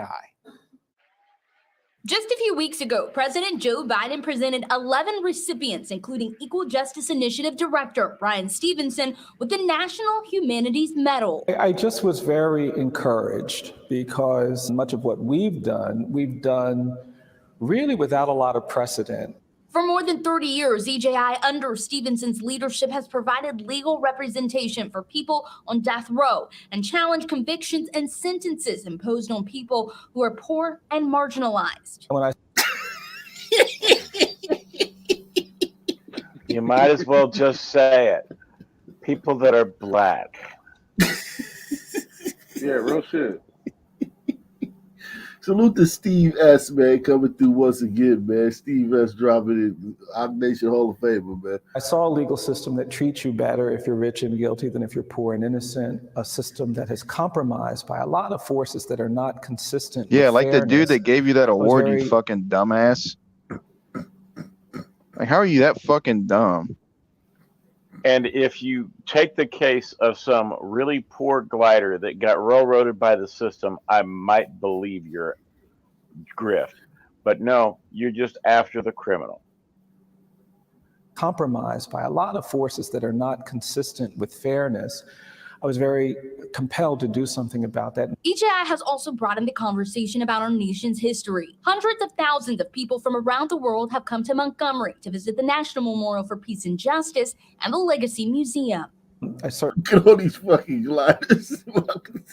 Dude, gliders are, I mean, like, we might as well just be robots. Like, we don't make any fucking sense. Like, we're like broken robots. Y'all are fucking weird. I will give you this, though. I will give you this.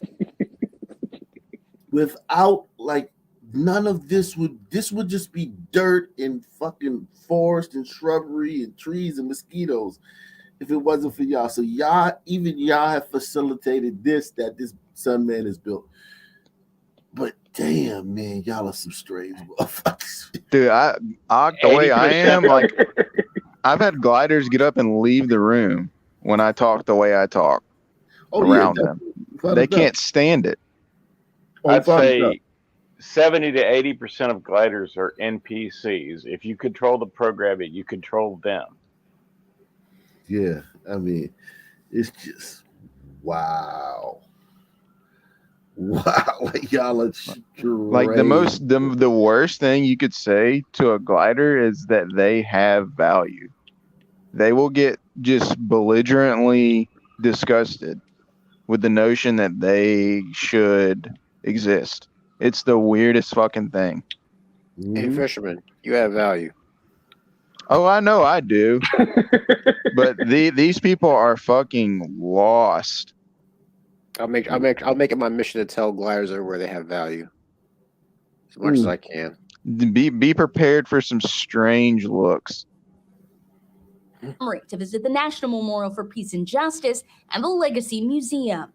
I certainly see this as recognition, not just for me, but for everyone who's contributed to the creation of these spaces that I think are really important in our country, that invite people to just reckon with the past in a hopeful way. Stevenson says they are energized and committed to doing even more. EJI has started a new anti-poverty initiative, opened a health clinic to help people coming out of jails and prisons, and they're doing work with public schools. You know, I've always just wanted to be responsive to the needs that emerge. I do believe that you have to be willing to do uncomfortable things to really advance justice. Stevenson says they are busy working on what he hopes will be a new national site that will investigate and engage more people with the history of slavery through sculpture and artifacts. Rosanna Smith, WSFA.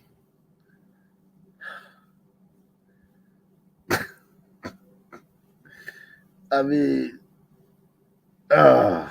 is the Slavery Museum gonna do any slavery other than the slavery that existed here for like Johnny, 70 no.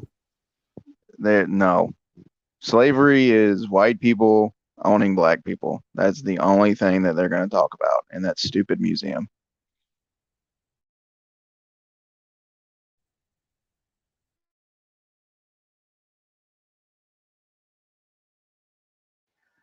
And never mind that 80% of the population were basically slaves until after the Industrial Revolution.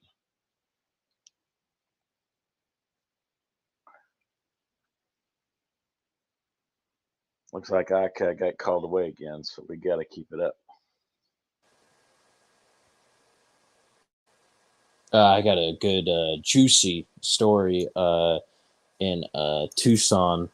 I read in a short paper that the drag queen story hour at a small local chain, well, the churches were protesting against it, so they canceled it off.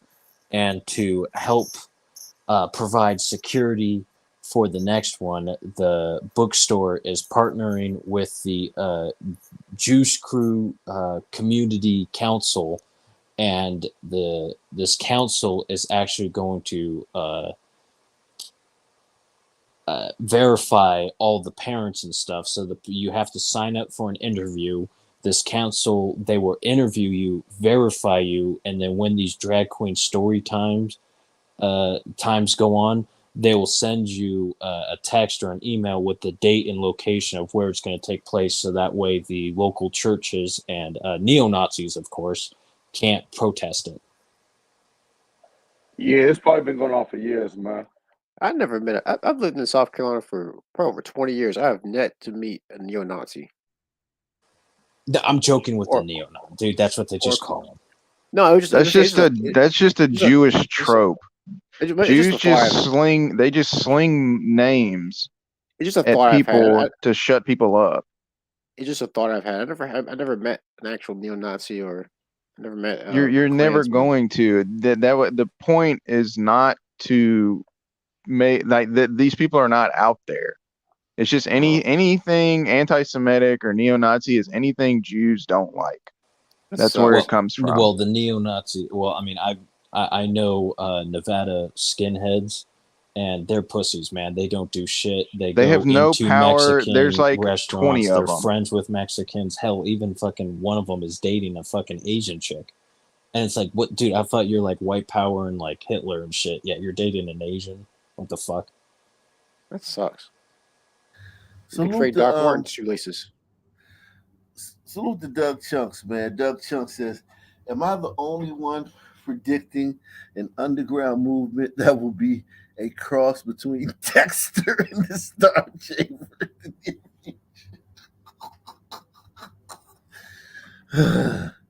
I don't think you guys got the balls. I think the first one that pokes his head out and does some crazy shit, like the guy in what's the guy in Buffalo? Remember the guy in Buffalo? And before that, you had Dylan Roof. It's like once every 10 years. I mean, at that rate, man, you're talking about what the year, talking about like goddamn Star Wars type years when you, by the time your thing happens, man. Well, any glider that proposes any sort of like glider unity or glider like self-reliance or self-determination is going to get called Hitler, and everyone's going to publicly shame that person. Like that whole Hitler narrative that they threw into every textbook every grade school year was there for a reason. Well, you saw what they did to the glider that was organizing the Women Protection Organization in his university. They broke him. They turned him into a lefty. Well, and then also, a lot of people do that type of shit just to get, attention. More than likely he wasn't really meaning any of that shit anyways. They turned him into a what? I couldn't hear someone cough earlier. Nah, he was talking about like maybe 5 or 10 years ago, there was this dude in college, and like he put out posters about black crime, and then they exposed him, and then he turned into a big liberal because he got exposed. He just did that shit to get attention. They had a organization for put it in the back chat, Johnny, if you can find it. If you can find it, put it in the back chat. Well, you covered it on here. I can't remember it though. I can't remember what school it was. It was like Tennessee or something like that. Actually, in the back chat, I have a video. They named the mom of the 6-year-old school shooter in Virginia. Oh, it's gonna be shocking. Well, I got it in the back chat, the video. Okay. Yeah, man. if we ever get out of Montgomery, man, shit, man. Jesus Christ. While the violence is concerning, police say they want the public to know they do not consider these random acts. The shootings involved people who already knew each other.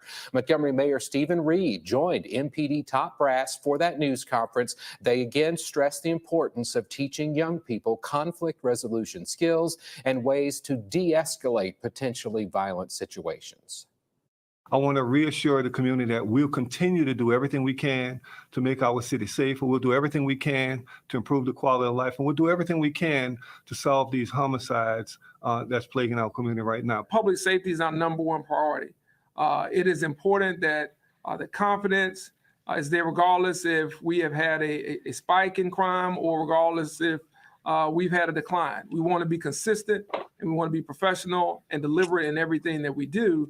And that's what we've seen here from the men and women Montgomery Police Department. There have been 27 homicides in Montgomery this year. At this time last year, the total was 13. Arrests. What? That murder rate's double. Yeah, everybody hit one if we know what they're talking about.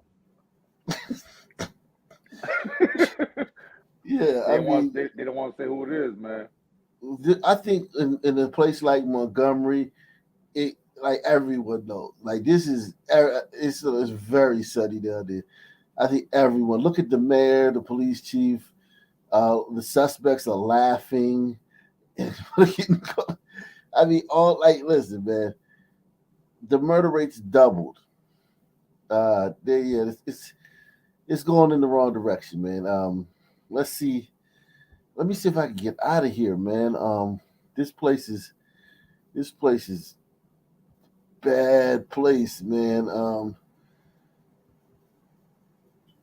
It's the state capital. Yeah, man. Oh God. Breaking news tonight since 6. Millbrook police have made an arrest in connection with last night's deadly shooting on Highway 14. This is 18-year-old Mose Abram. He's now facing charges of murder and shooting into an occupied vehicle. Police say they believe he fired into a car that was traveling down Highway 14 last night. It was our top story here at 10 o'clock. That highway shootings, man, that's a son thing, man. Like just getting into something on the highway and just firing into the next person's car.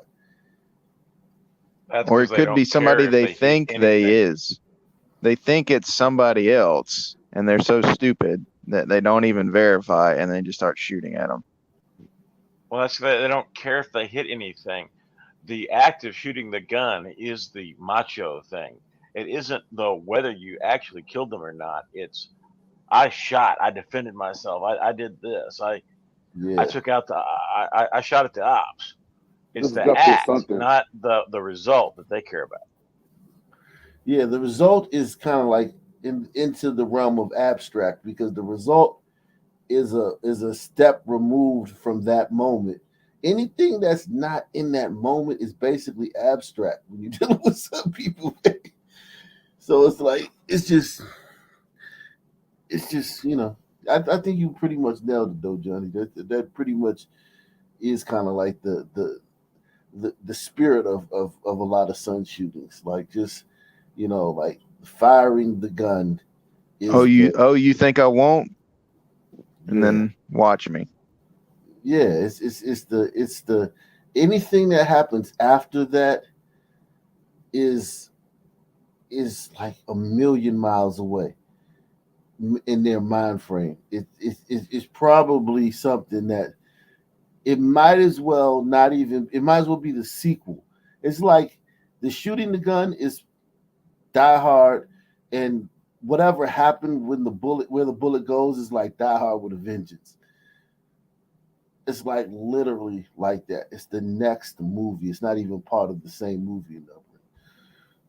Police say the car was shot at multiple times, which disabled the vehicle. And one of 3 people inside was shot and killed. 16-year-old Mario Williams of Montgomery has now been identified as that victim.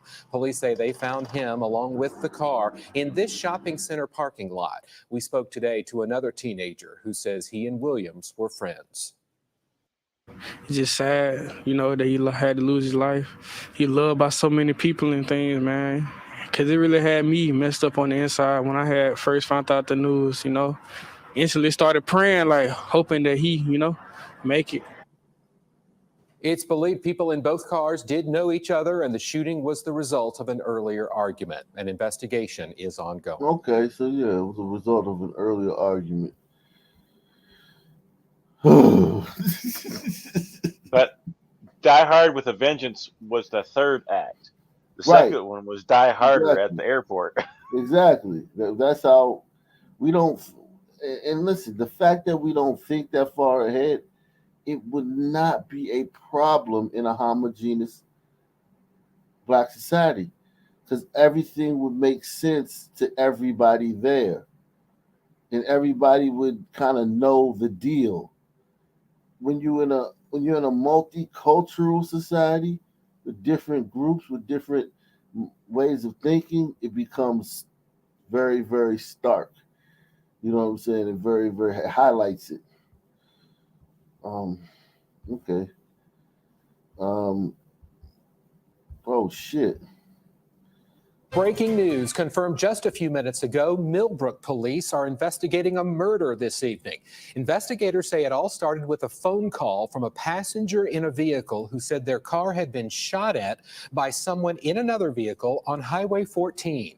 Police responded to a shopping center parking lot in the 4100. This is that one. This is the original one from that one. All right, so maybe we can get out of here, man.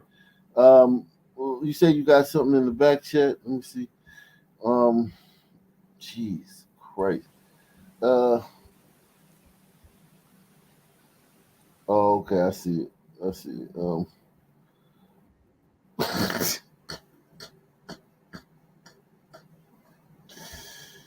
It will shock America.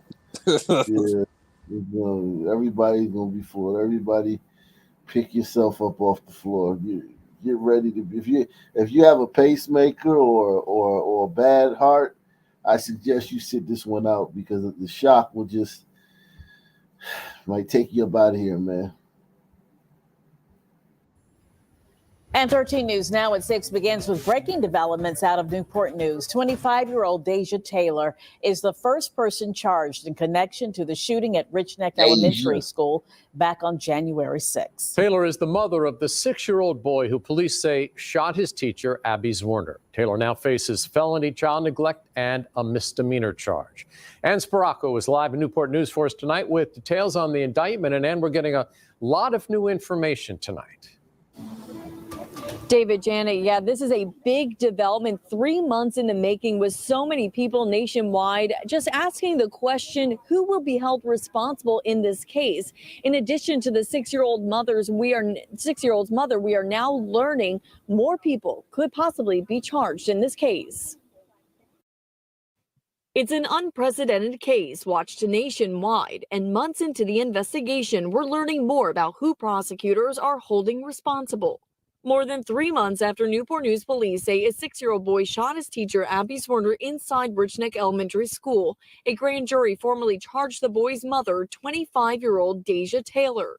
Newport News Commonwealth's attorney, Howard Quinn, says Taylor now faces charges of felony child neglect and recklessly leaving a loaded gun endangering a child after Newport News investigators say the boy took her 9mm handgun and brought it to school in early January. Quinn told 13 News Now his investigation showed the law does not support charging the child with aggravated assault, but he says this isn't the end to his investigation. Quinn is. Where's the picture of Deja, man? They gonna show us Deja? No, they're not showing us the picture. They said the name, which is telling a little bit. And this is the only news outlet that even says the name. A bunch of other ones are refusing to even say the name. They're saying that, we're trying to protect the identity of the child, so we're not going to say the mom's name. I think Daily Mail or something posted the blurred out picture of the kid like a month back almost. Is asking the court to appoint a special grand jury to look into security issues within the school that may have contributed to this incident. A spokeswoman for the school division confirmed the elementary school did not have metal detectors and a school security officer was not on scene at the time of the shooting. Quinn says depending on the special grand jury's further investigation, more people, including Taylor, may face additional charges if the law supports it. In response to this latest development, Appy's Werner's attorney Diane Toscano sent us a statement saying, in part, today's announcement addresses but one of those failures. Our lawsuit makes clear that we believe the school division violated state law and we are pursuing this in civil court. We will not allow school leaders to escape accountability for their role in this tragedy.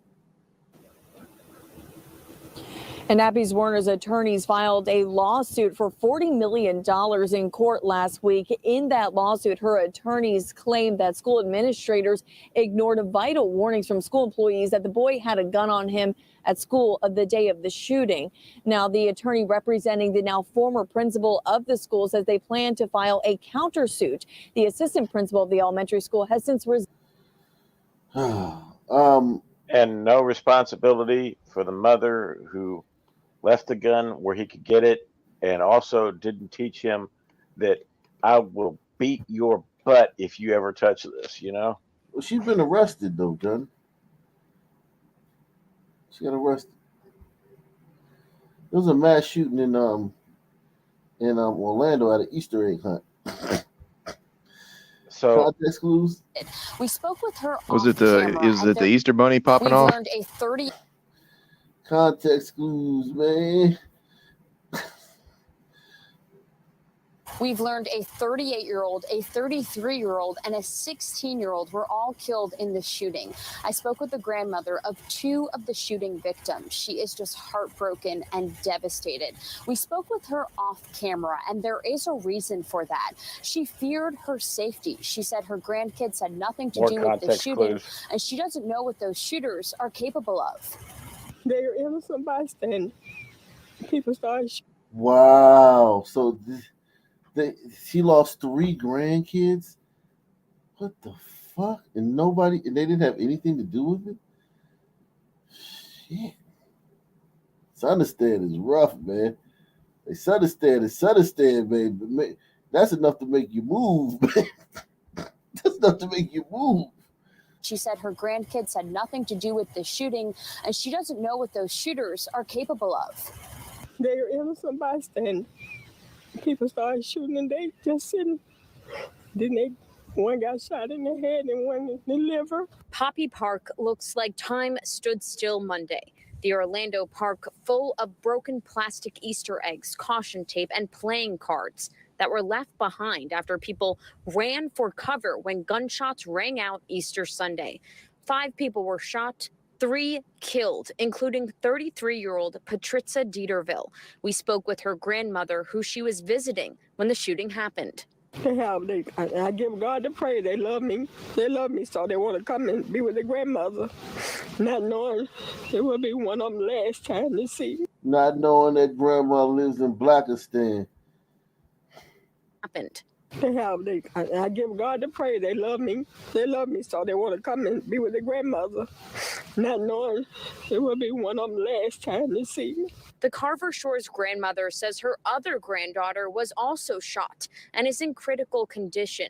She says they were sitting on her porch across the street from Poppy Park when someone started shooting at a car in front of her home.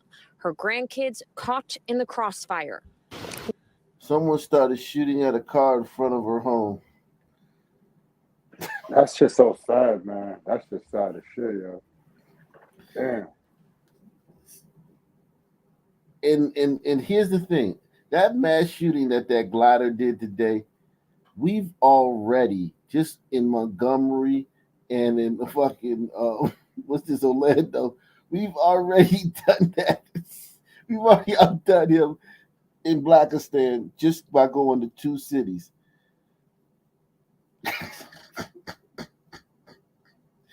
Imagine if we did every single city in Blackistan.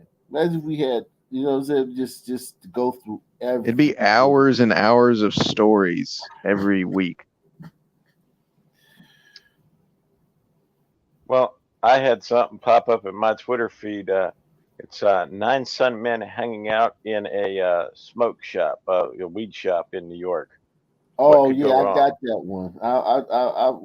We'll get to that later on. I got that one. I saw that on I had that on YouTube. She says they were sitting on her porch across the street from Poppy Park when someone started shooting at a car in front of her home. Her grandkids caught in the crossfire. And they said the car that was here, he and some guy on the sidewalk was having a confrontation. They found him. Why innocent people? If you got beef or whatever they call it with other people, you don't have to kill them. The grandmother is left dead. When they What got heard that, me? What got me was the name, Patricia. Yeah. When you hear sons arguing, when I hear sons arguing, man, I just leave. I used to have that inclination to want to see what's going on and watch, and Google and Hell fucking, yeah. just rubberneck or whatever.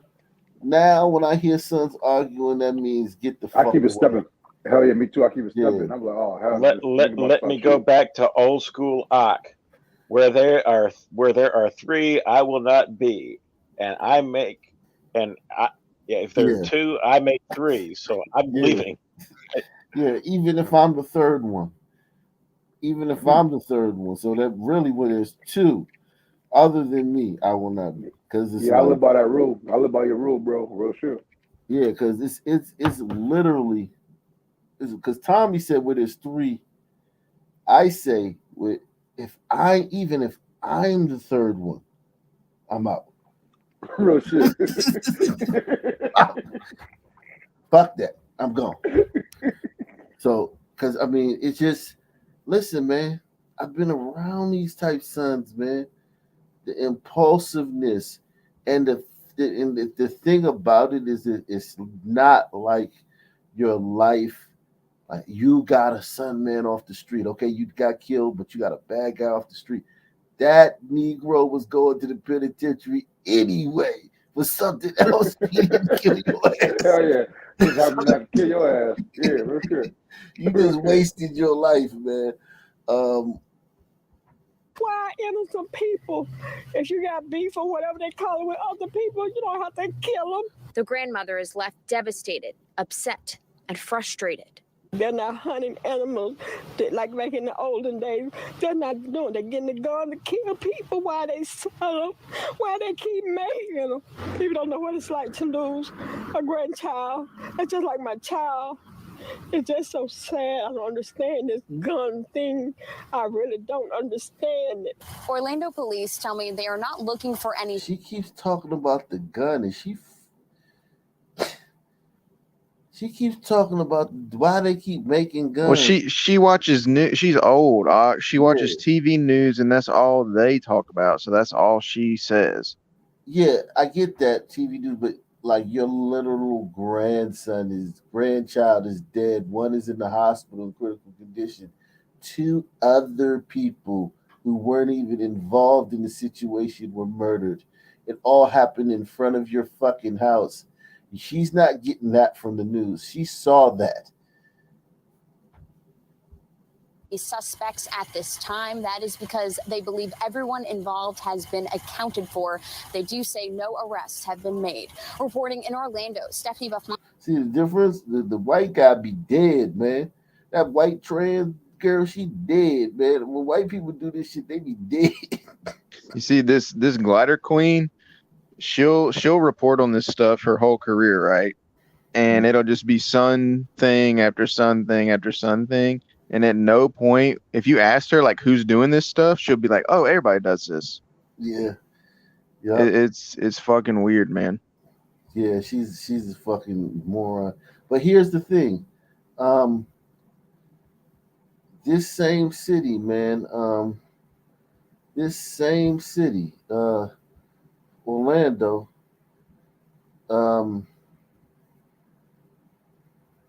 yesterday, I think they had a mass shooting too. Yeah, they did have a mass shooting yesterday. This one right here, remember this one? This was just yesterday. Easter morning after a deadly shooting in Orange County. This man is accused of shooting 3 people inside a home in the Paramore district. Officers say they heard shots from inside that house, and that's when the suspect came out of the house firing shots at officers who then returned fire, killing the. So this happened in that same city yesterday. And they're talking about this in CNN and MSNBC. All you see is that fucking white guy and fucking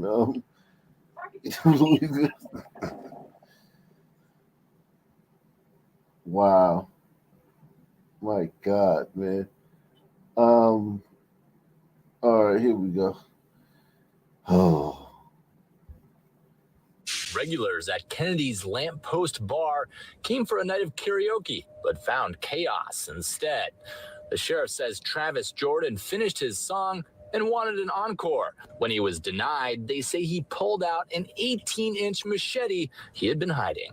One bar. See what I'm saying? Like karaoke, man. Hey, man, I want to do an encore. Hey, sorry, man. It's a list. Bunch of people been waiting. You had your turn. We're just going to bring the next person up.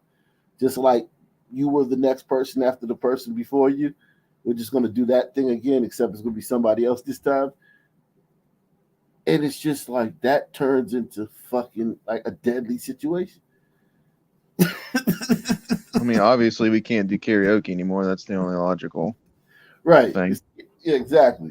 No Easter egg hunts, no karaoke, no car shows, no Pee-wee football. Get rid of all of it. Yeah, I mean, yeah. If we let y'all gliders figure it out, you gliders, that's what y'all would propose. It is. I mean, that's how fucking retarded white people are. I mean, it's just, this is why. Because here's the thing. Okay, this guy, he did that, right? Now think about it. He has a machete. You have to think about that. Follow me here. He has a machete, right? So that's the weapon he has. Had he not fucked up the party and like everything went out, there would have probably been a shooting that night. So someone else would have probably shot somebody that night. So like, it's just like you're dealing with too many people that are impulsive, man. And it's like something is bound to go wrong. He said, but I got lyrics to drop. Yeah, this guy is yeah. The sheriff says Travis Jordan finished his song and wanted an encore. When he was denied, they say he pulled out an 18-inch machete he had been hiding. One bar-goer tells us he was showing up here to the parking lot that night when he saw the end of that scene unfolding. A whole bunch of cops and a guy in handcuffs. I didn't know what happened until just now, actually. An employee at the bar was able to get the large blade away from Jordan without anyone getting hurt. That's pretty freaking wild, man. I don't know. Pulling out a machete in a bar, especially full of drunk people. People here say they've seen Jordan at the bar before. It was crazy because I saw him earlier before he came to the bar, and I didn't think he was going to bring the machete to the bar. You know this guy? Yeah, he lives in my complex. The sheriff's office posted this photo and says the machete-wielding singer was extremely intoxicated and told deputies he needed the weapon on him to, quote, stay alert. Sheriff Ivey adding that Jordan was allowed to sing all he wanted in their jail. In Brevard County, Connor Hansen, Fox 30. Did they say he gonna sing in a jail? Jeez.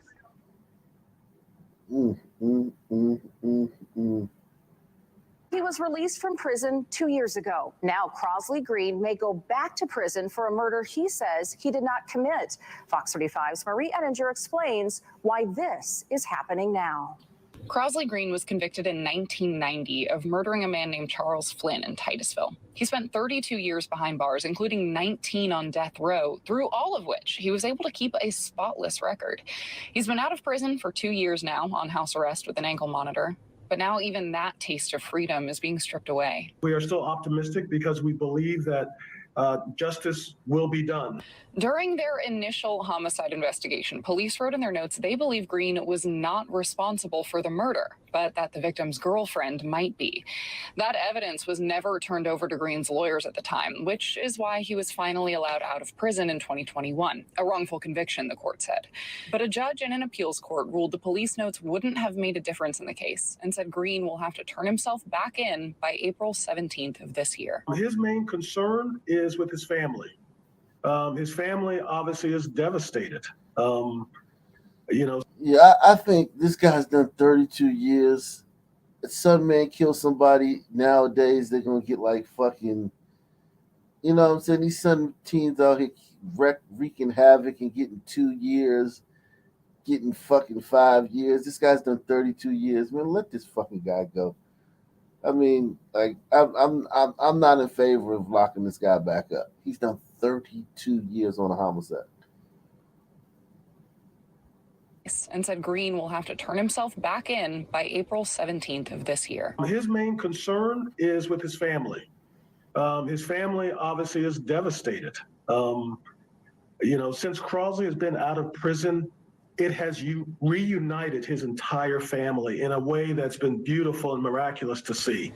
His lawyers tried a last-ditch effort, asking Governor Ron DeSantis for clemency and asking the parole board to let Green free. Nothing worked. And the Monday after next, Green will once again find himself locked up, away from family for a crime he says he didn't commit. The fight for his freedom continues. It's by no means over. We're going to continue to pursue every avenue we can to see that justice is done in this case and see that Crosley gets to walk in true freedom. Marie Edinger, Fox 35. What do you think, Fisher?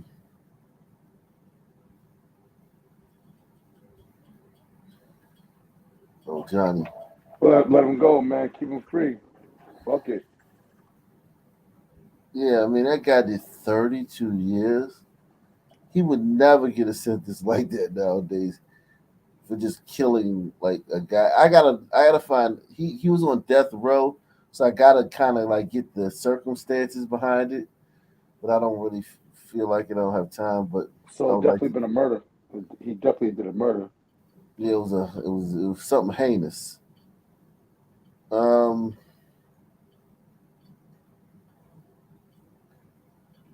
we got a glider here, man.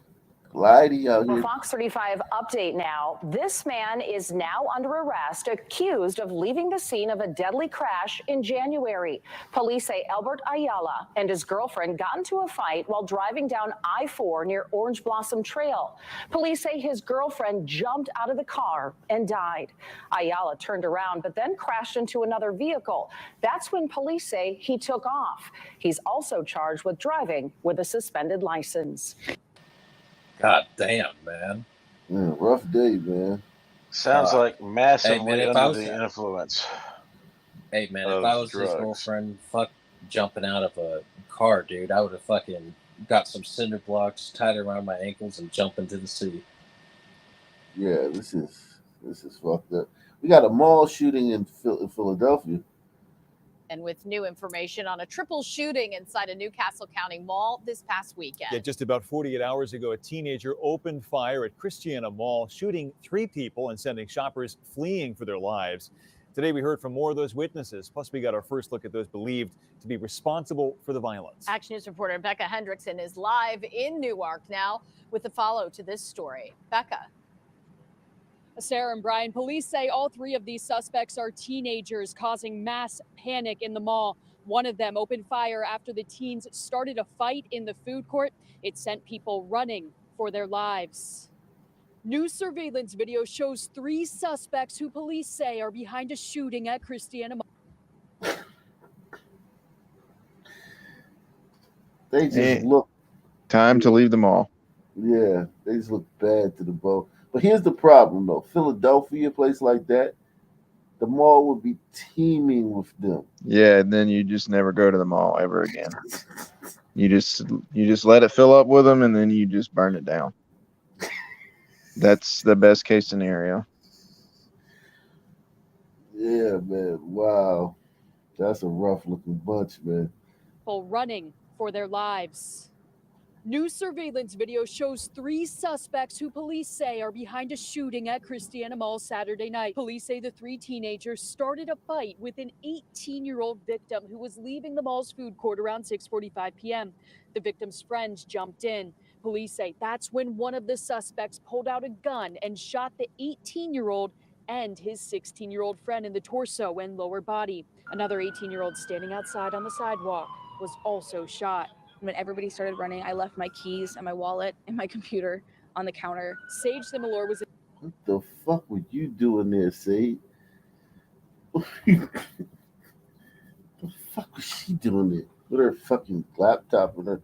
So she was trying to do some studying, you know, probably like Panera, maybe Starbucks, maybe, I don't know. Trying to do some work, get some work done. No, man, you forfeited that. Man, you voted for Biden, man. You forfeited all that. She's got no idea how the world works. I can't tell you how many times I've talked to these chicks and they just have no fucking clue what they're doing. Yeah. She's concerned if the police treat these guys well. That's her main concern. Make sure the police don't put the cuffs on too tight or don't, you know, harass the wrong son man. Because make sure that they get the exact son man who did it and not one other son man is even questioned or asked any questions. On the counter. Sage Similor was in the Apple store when she heard the shot. She called her mom in a panic. Sheer terror, because you imagine the worst. You don't understand what's going on, nor did she. She ran for her life as other shoppers hid in stores, terrified any one of them could be hit by a bullet.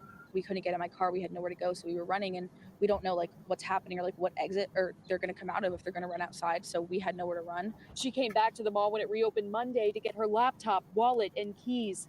Other items left behind: a single baby shoe, a diaper bag, and a stroller. A lot of these children live like this in the communities. They don't expect to come to the mall to be, to run into a shooting at the mall. Margaret Guy led this prayer chain outside of the mall Monday, calling for an end to all gun violence. We cannot let these young teenagers or people with guns, run us away from our everyday life. Now, the mall says it increased security today after the shooting. Police also say that all 3 of the victims were taken to the hospital and are in stable condition. Okay. That typical shit. Let's see if anything else happened in Philly today, man. What do we got here? What do we got here? Details of a malicious murder continue to unfold tonight. A 72-year-old Bucks County mother drugged and then shot to death, allegedly by her 28-year-old son. He pointed. That's her son. See, I told you, Glider DNA is strong, man. That's her son, man. She done goddamn divested bed wench, man. That's what you get, man, for being a divested bed wench. Allegedly by her 28-year-old son. He pointed investigators to a shed in Philadelphia where they found his mother's body. Action News reporter Annie McCormick is live in Falls Township with the very latest. Annie. Yeah, and Rick, authorities say the son, who is the suspect in custody, has admitted to the crime, but they're still trying to figure out why he did it. A grisly scene in Frankfurt after investigators discovered the body of 72-year-old Carol Clark in this shed behind a behavioral center in the 4300 block of Walton Street. Authorities say her son, 28-year-old Sean Rivera, confessed to shooting his mother multiple times at that Frankfurt location after he drugged her in her Bucks County home.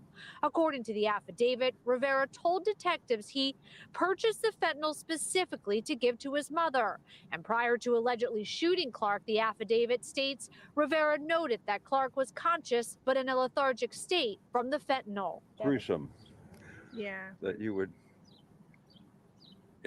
try to incapacitate your mother and then, roll her out to the car, have to get her into the car, take her out of the car. Clark's neighbors along the 500 block of Berwyn Road in Morrisville watched as the investigation unfolded. I saw him get into a detective's SUV or something, and him and two cops left. And after that, more just flooded the street. Tow truck came, took their car, and you can see like flashlights going around in the house and stuff like that. Investigators say Clark's other son reported her missing after receiving an emergency text from Rivera, but his brother would not reveal where their mom was. Authorities believe Rivera drugged her Saturday night. Sunday morning, he sent a text to his brother, and by early Monday morning, Clark was found and pronounced dead. In a search of the home, authorities found 2 guns they believe belonged to Rivera and keys and receipts for padlocks used on the shed. And Rick, tonight Rivera faces a slew of charges, including kidnapping and murder. That's a glider, man. I don't care, man. I don't care what you say. That's a glider, man. Y'all gotta take that one, glider. That's a fucking whole glider, man.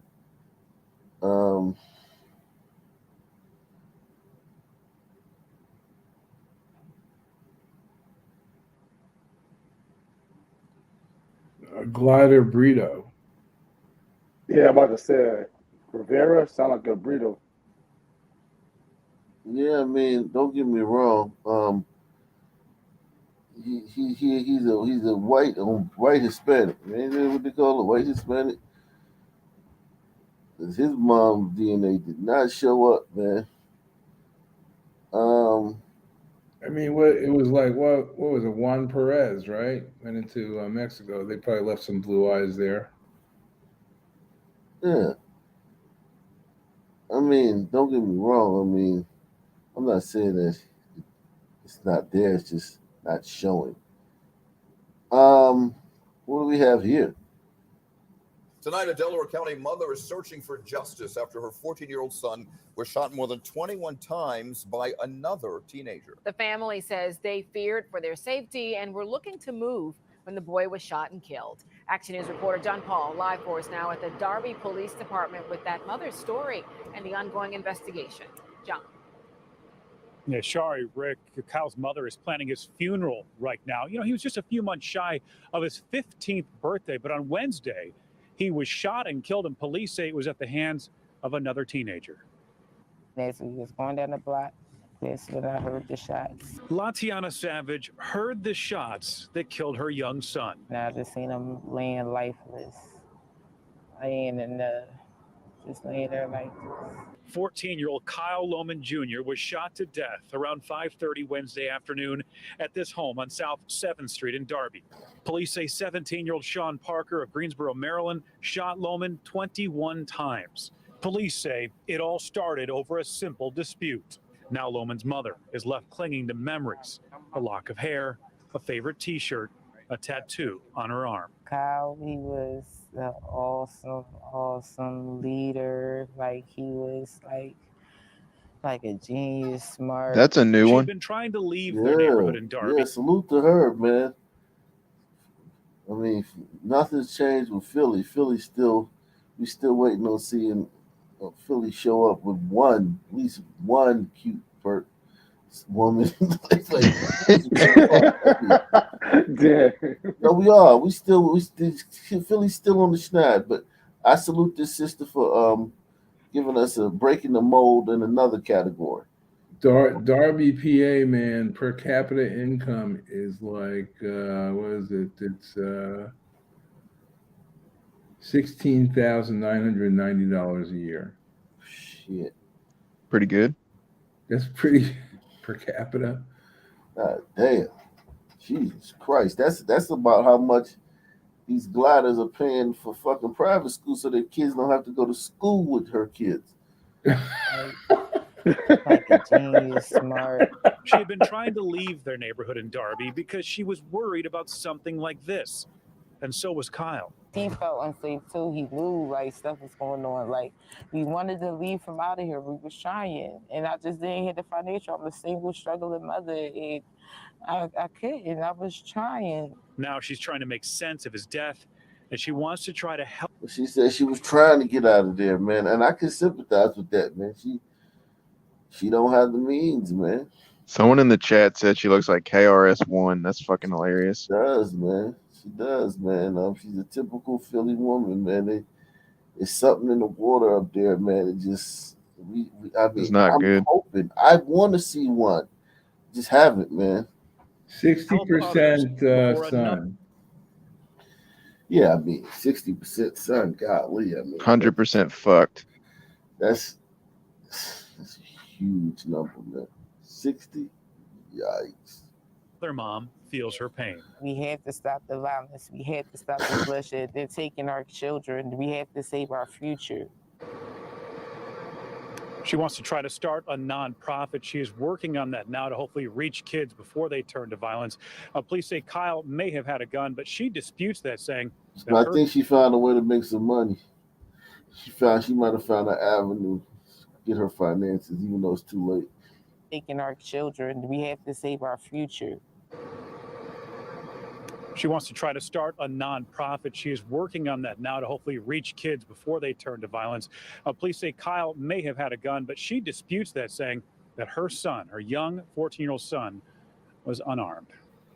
Live in Darby, John Paul, Channel 6. I don't know, man. Yeah, he had a gun. Y'all spoke too soon. He had a gun. Man. Wow. These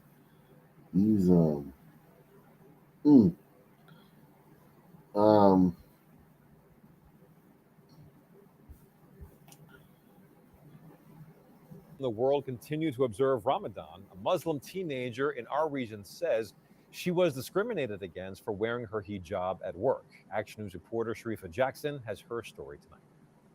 16-year-old Zakaya Camper is a proud Muslim who wears her headscarf or hijab as a sign of her faith, but she says she was told to take off her hijab in order to work. Her first day she wore it, she showed up for training, she wore it, and then they told my sister that she couldn't wear it when she came back, but she... So at that point, we've hired you, you're training, you're not like some fucking employee, 6-time employee of the month, fucking, you know what I'm saying, goddamn award-winning fucking employee. You're just in training.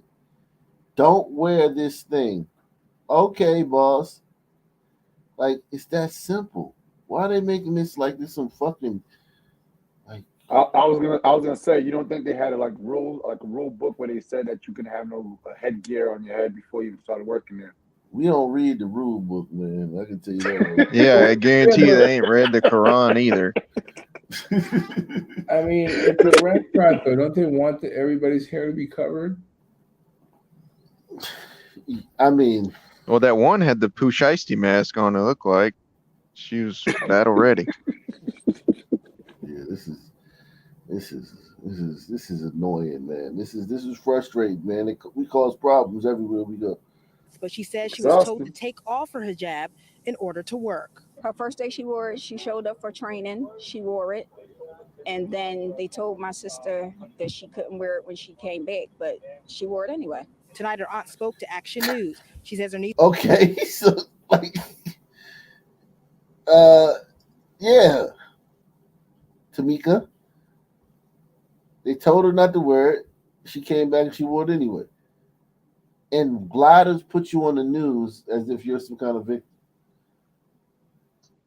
It's a safety hazard. You get caught in machinery and drag you to your death. Or they just don't want you to wear the shit. They don't give a fuck if you're Hare Krishna, fucking Buddhist. Don't wear shit on your fucking head, man. Real shit, real shit, real shit. Her first day Like she wore the it, she showed up for dashiki guy. training. Yeah. She wore it, and then they told my sister that she couldn't wear it when she came back, but she wore it anyway. Tonight, her aunt spoke to Action News. She says her niece was hired as a waitress at Michael's Family Restaurant in Glenside. That is also where the teen's mother works. That was a huge mistake, man. That was a huge mistake, Michael Smith. She probably referred her and everything too. Well, wait a minute. They got a salad bar, though, man. You already got one there. You already got one. And then you're going to bring in the fucking millennium version of it. Of it. You can't even keep calling her of it. And you don't think if her mother works there? You don't think if her mom worked there, the mom wasn't wearing hers either? Right. The mom obviously didn't lose her job, so she obviously wasn't working. It's just fucking.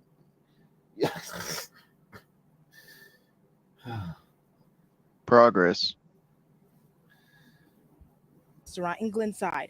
That is also where the teen's mother works. My sister, is in a situation where she feels as though, she has to give in to their demand of, removing her hijab. She's not in a spot where she can refuse to.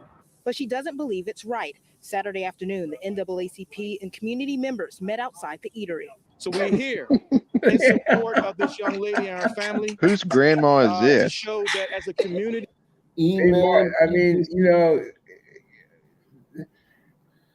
she can wear that thing if she wants to. Nobody's telling her she can't. They're just telling her that she can't be employed at that job and wear the thing. And now they're marching outside. This is crazy. This is crazy shit. It's still for Philly, man. NAACP and community members met outside the eatery. So we're here in support of this young lady and her family to show that as a community, this is something that won't be tolerated. For this type of accident to occur during this specific holy time is really a disgrace.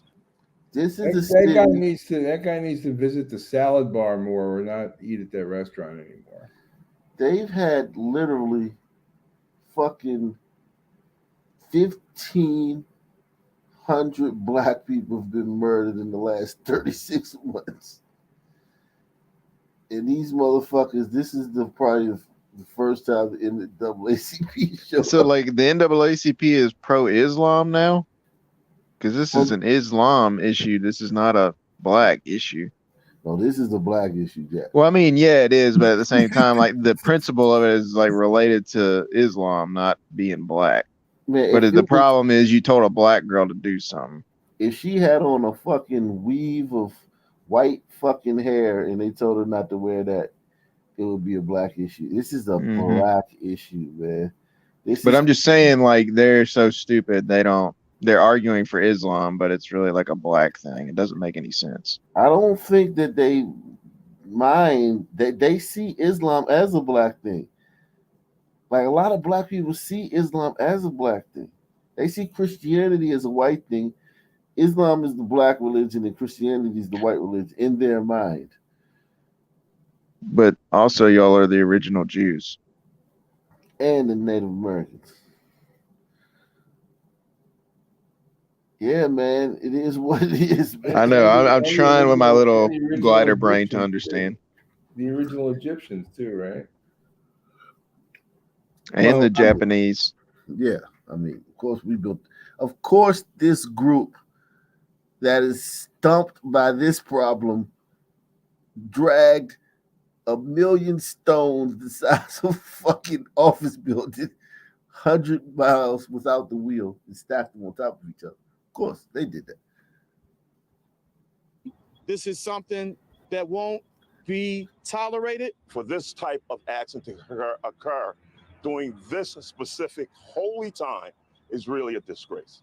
And Michael's Family Restaurant in Glenside released a statement saying one of their employees violated the values of their establishment, and she has since been terminated. The statement also reads, "We are saddened that this incident disrupted the peaceful observance of the month of Ramadan. We commit to meeting with Muslim American community members to listen to them and also have our staff go through a sensitivity training." Oh, shit. Think about if you're on the staff. Now you got to fucking sit in the fucking conference room and shit and read a bunch of pamphlets and shit and take a bullet of PowerPoint presentation on how you might end up taking a bullet too. True indeed. Or an incident like this never repeats. Our goal is to make them listen, to make them understand that you can't treat people the way that you want to treat them. Religion and wearing your hijab is a right. The family says they are unsure if the teen will return to work here moving forward. She does have legal representation. Reporting from Glenside, Sharifa Jackson, Channel 6, Action News. The crazy thing is, black people do the most shit to everybody, but complain the most. Like, that's crazy. This is bizarre. This one right here is one of the more bizarre. I'm sure the next story will top it. Thousands of professors and other faculty members walked off the job today at 3 Rutgers University campuses in New Jersey. It's the first strike of its kind in the school's more than 250-year history. Now students face lots of uncertainty as the semester winds down. New Jersey correspondent Trish Hartman is joining us now live from the Rutgers Camden campus, one of those campuses impacted by this strike. Trish. Well, Sarah, all parties met earlier today at the State House in Trenton with the governor's team. Today, Governor Murphy said that he's hopeful that both sides can come to an agreement as soon as possible. In the meantime, the picketing continues here in Camden and the other Rutgers campuses with less than a month to go before finals are set to begin. Together, unite! For months, Rutgers University has been negotiating with faculty unions, and today many of those workers walked off the job. Professors, teaching assistants, and part-time lecturers started picketing at 3 Rutgers campuses, including here in Camden. I would rather be teaching and spending time with my students. We don't have a lot of time left in the semester, but I'm out here because this seems to be the only way to get the administration to recognize that without us, stuff doesn't work. Among the union's demands, higher pay, particularly for adjunct and graduate instructors. For our grad workers, they're paid around $30K a year right now, but that's well below a living wage. The university says it has offered to increase salaries across the board for full-time faculty and teaching assistants by 12% by July 1st, 2025. And for part-time lecturers, it has proposed a pay rate increase of about 20% over a 4-year contract. But members of the union say the talks have not gone well. It's definitely been a really contentious time this time, so. These are the people teaching CRT to your kids, so fuck them. Fuck them, man. Ak, did you see this one with the off-duty cop that shot the guy, and the family's going to sue the cop for $10 million? Where is that? I just put it in the back chat. Oh, this in New York? No, Chicago. Oh, man.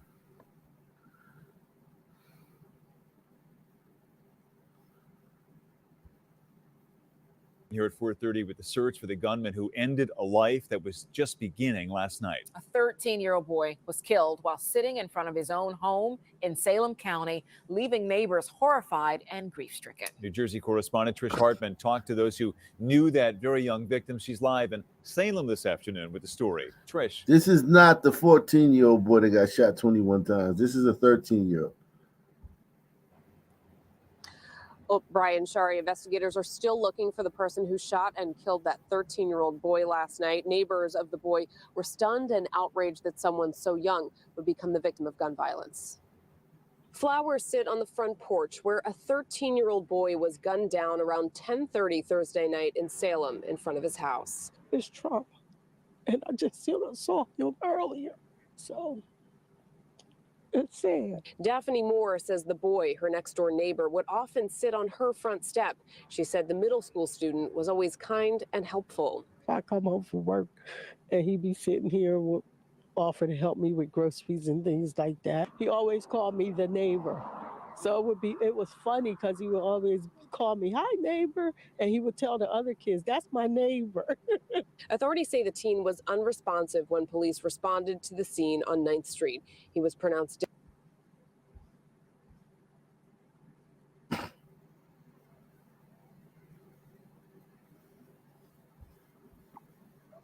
What was that about? Was it a drive-by? What was going on in this situation?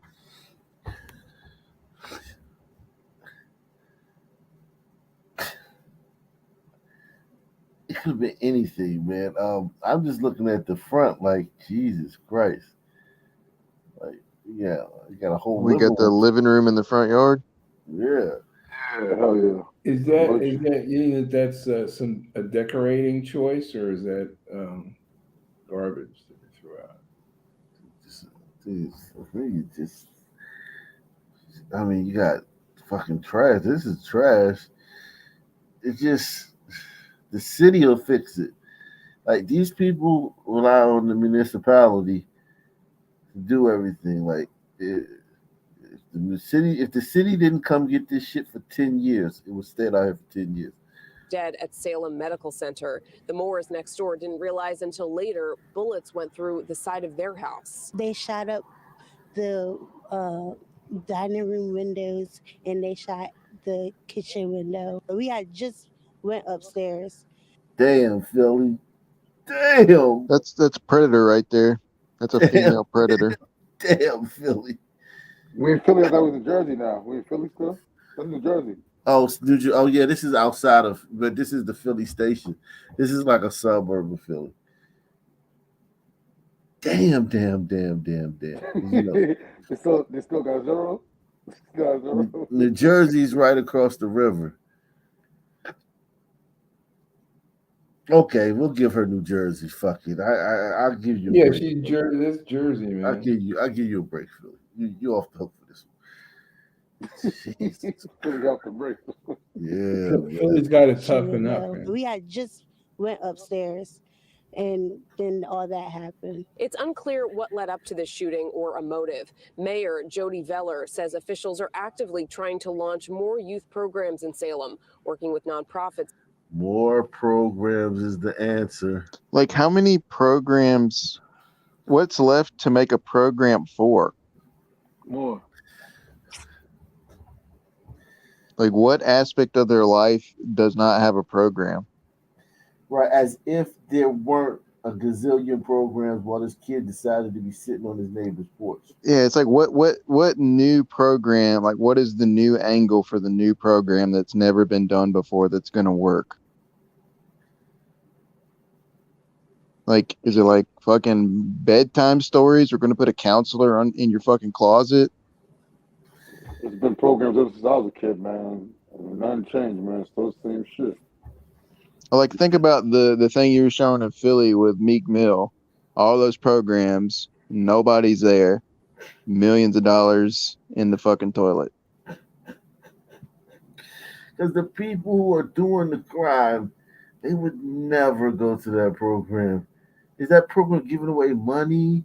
Is that program giving away cars to drive around, joyriding? Jewelry, clothes. Yeah, I mean, this program isn't giving them anything that they want. The reason they're fucking doing smash and grabs and fucking goddamn, like, still carjacking people is because that's what they want to do. It's like, this is the only, like, what is another business or industry where you literally provide no value and you stay in business? Nonprofits. So this is the not-for-profit. Veller says officials are actively trying to launch more youth programs in Salem, working with nonprofits to help stop the gun violence among teens. We can't make this better for them. I'm so sorry, but we're going to do everything that we can do, working with other nonprofit agencies, bringing programs into the city.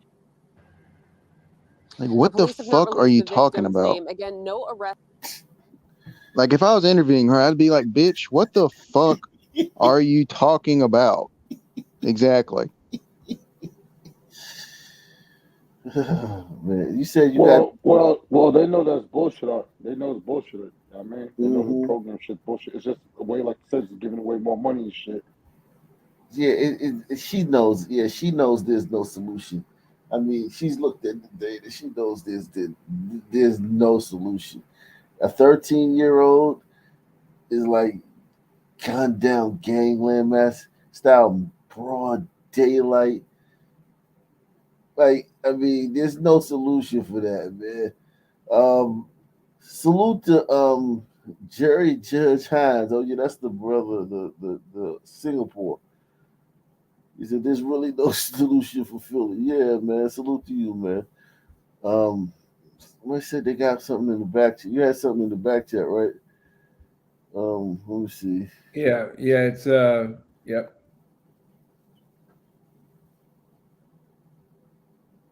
Oh yeah, we did this one, man.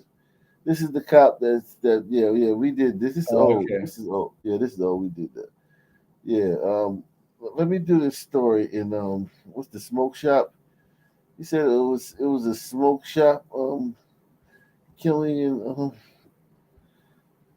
shooting. There's always, if today is Tuesday, then there's been a smoke shop killing. Yeah, here we go. Developing this morning, police are investigating a deadly shooting at a Harlem smoke shop. This happened just before 8 o'clock last night. Police say a man wearing a jacket with an FDNY logo shot another man in the back of the head. The smoke shop is near the corner of 125th and Malcolm X Boulevard. Eyewitness News reporter Janice Yu is there for us. It's right where I was at. Good morning, Michelle. Yeah, Unfortunately, this is literally right where I'll be at when I go to home. Literally. Fortunately, violent crime like this at smoke shops have been far too common all across the city. And this morning, in front of this smoke shop, there's what looks like a makeshift memorial right in front of the entrance here. And this morning, we're getting a look at surveillance video that shows just how callous this shooting was. Take a look at this. You can see about 9 people inside the smoke shop on West 125th Street and Lenox Avenue. A man wearing a dark colored jacket with an FDNY logo is seen talking to the victim near the counter. That man is wearing a tan or yellow jacket. The victim turns around and walks away, and that's when the man in the dark jacket shoots him. Now, we've paused the video, and we're choosing not to show Damn. That's cold, man. Yeah, was this some kind of like blood feud here? Is this like? Well, you know what's going on in the smoke shops in New York right now, right? No, what's going on? Okay, so because the way they passed the legalization of marijuana, they really can't do anything about illegal spots now selling marijuana without a license. Like they said, oh, only licensed places are going to do it, right? Every smoke shop in town is selling marijuana now. They all are illegally. Mm-hmm. So they can't really run cards on that stuff apparently. So they take cash. So there's a lot of cash in those places now. So it probably has something to do with that. And you got a lot of Sunmen milling around. Like it's kind of like the carry out. These Sunmen, like they're not in line. They're just hanging. Right. They're buying weed or whatever, or maybe they deliver or something, you know. No, these are just hanging. These people are just hanging out, man. They're from the neighborhood. So there was some words exchanged. This guy doesn't look like he doesn't dress like a hoodlum. You notice his dress is a little bit different than theirs? Yeah. how callous this shooting was. Take a look at this. You can see about 9 people inside the smoke shop on West 125th Street. And this guy knows there's cameras in there. And then we have to hear about there's too many black people in jail. Like that's some cold shit right there, man. Yeah, that was cold, man. That was cold as ice. Sucks to be that dude in the hoodie on the right because he's not in a good spot to be standing right now. Yeah, no doubt. And other people look shocked by it. Like they're just looking like, oh shit. Street and Lenox Avenue, a man wearing a dark colored jacket with an FDNY logo is seen talking to the victim near the counter. That man is wearing a tan or yellow jacket. Man, it's probably like, let me see what could have happened here, man. I don't have a lot of footage, but I'm trying to think like, hey man, can I hold something? Can I hold a couple dollars, man? Sorry, man, I ain't got it, man. Why you say it like that? Oh, look, brother, I ain't got. Can I get my stuff, sir? Thank you. Walk out. Bam. Shit. I mean,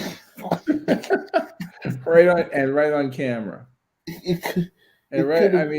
Right on camera, and then they're gonna get some judge of this, release the guy. They'll arrest him because they know who he is, and yeah, he'll get an ankle monitor. How callous this shooting was. Take a look at this. You can see about 9 people inside the smoke shop on West 125th Street and Lenox Avenue.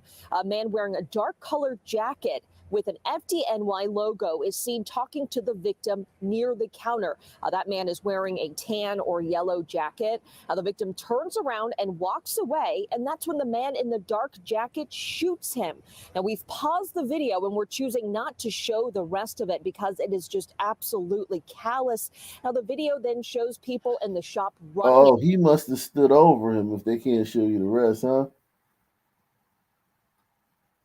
He must have stood over that guy because that's a thing now where you kind of like just shooting the person isn't enough. You have to like stand over him, empty the clip.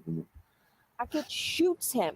Now, we've paused the video and we're choosing not to show the rest of it because it is just absolutely callous. Now, the video then shows people in the shop running out, one of them even hopping behind the counter.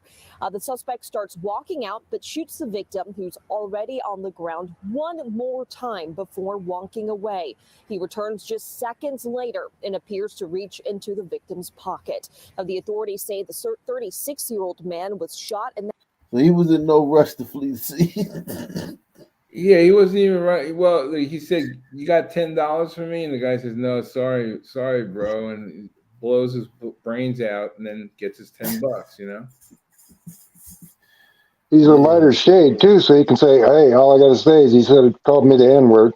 Yeah, exactly. I mean, that guy may have been a hombrito, And he may have said, "Oh, I ain't got him a nigger," and then bam. But yeah, there's no excuse. And they've been trying to gentrify that neighborhood too, man. Good luck. walking out but shoots the victim, who's already on the ground, one more time before walking away. He returns just seconds later and appears to reach into the victim's pocket. Now, the authorities say the 36-year-old man was shot in the head and back, and he was taken to the hospital and pronounced dead. Now, police have not released the name of the victim yet, and so far, no arrest has been made.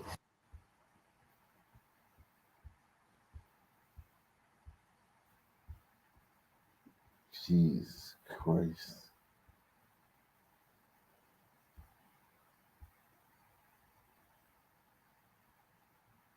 Let me see. I'm sure the cops know the shooter, man. They probably have already arrested him like 20 times. Yeah, definitely. That guy, that brazen, that guy's been fucking clamped a bunch of times. Oh my. Yeah, you don't roll out of bed and execute somebody in front of at least 5 witnesses. Gun insanity now in Westchester County. Tonight, a killer was on the. If you notice, everybody that was standing around, they knew it was gonna happen.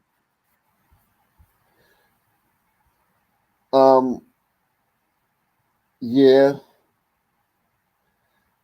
I don't know if they knew. I think it was more like. Just like they knew there was tension. You know what I mean? Or they may have known there was. Like the guy that's leaning against, looking at them. He's looking at him with the gun in his hand, like pointing it, like he didn't even know shock. Like they knew it was about to go down. Fight, flight, or freeze. Insanity now in Westchester County. Tonight, a killer was on the loose after an 18-year-old was shot in Mount Vernon. The victim just steps away from his own home when he was gunned down. This is the third teenager shot and killed this year in Mount Vernon. Eyewitness News reporter Anthony Carlo live in Mount Vernon with the latest. Anthony. Well, Bill, Sade, I spoke with Tamani Turner's mother off camera briefly. She needs time to process all of this, but she was intent on sharing photos of her son that were a good representation of him. The mayor of Mount Vernon knows his family. She says Tamani went to school around here, was involved in school activities, and had never been in trouble with the law to the mayor's knowledge. Still, Pause, he was shot please. and killed in his own neighborhood, a place where he was supposed. Didn't want to stop it, but I had to. What are the bets they show like a second grade photograph?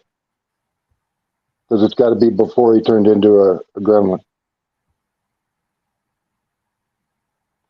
No, they're talking about the victim. Victim could have been just regular anybody, you know. I don't think it was targeted. Okay. He's the third teen killed in Mount Vernon. Mount Vernon this year. Golly, man. Yeah, but Mount Vernon's just an extension of the Bronx, you know. Oh yeah, I know that, but it's still its own municipality. So it's like 3 teens have been killed there this year. Of him. The mayor of Mount Vernon knows his family. She says Tamani went to school around here, was involved in school activities, and had never been in trouble with the law to the mayor's knowledge. Still, he was shot and killed in his own neighborhood, a place where he was supposed to be safe. Tonight, police urgently look for his killer. Mount Vernon police out Friday looking for tips and leads to find the person responsible for shooting and killing 18-year-old Tamani Turner, leaving neighbors shaken. Of course we are scared. We have kids, so we are scared. This neighborhood is a nice neighborhood, and we're all devastated. Natalia Thaler lives on Garden Avenue near East 4th Street, where Turner was gunned down Thursday at 12:30 in the afternoon.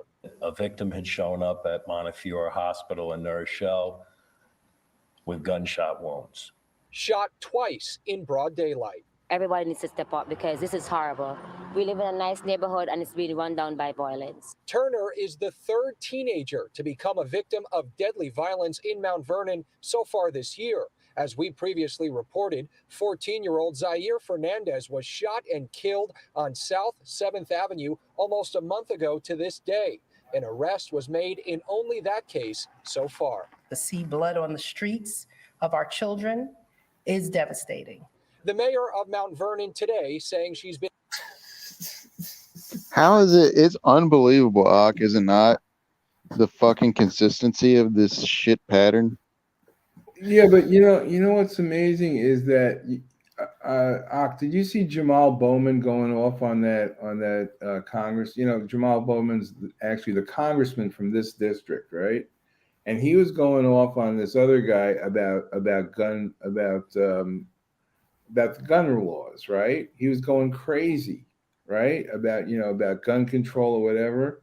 Where's he now? I don't see him. This is his district.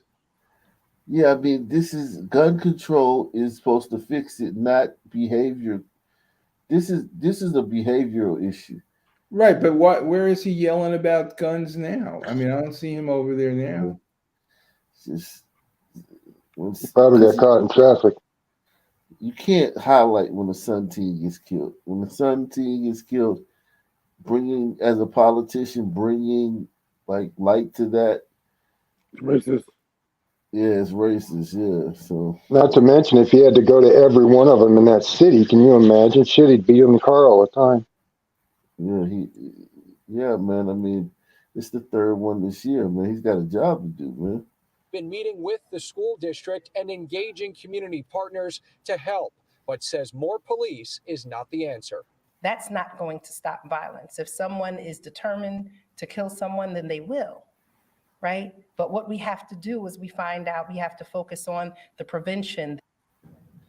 More money. There's obviously a lot on the table right now to stop this from happening. Just last week, the mayor announced an Office of Neighborhood Safety and Engagement to try and get community members in to address the root causes of violence. This is an ongoing investigation. Police would not comment on whether they believe Turner was the intended target in this shooting, but they are urging you tonight to reach out to Mount Vernon Police with any tips or information that may help them track down Tamani. I have a solution for them that ain't going to cost anywhere near all these programs and stuff. It's called Westchester County Jail.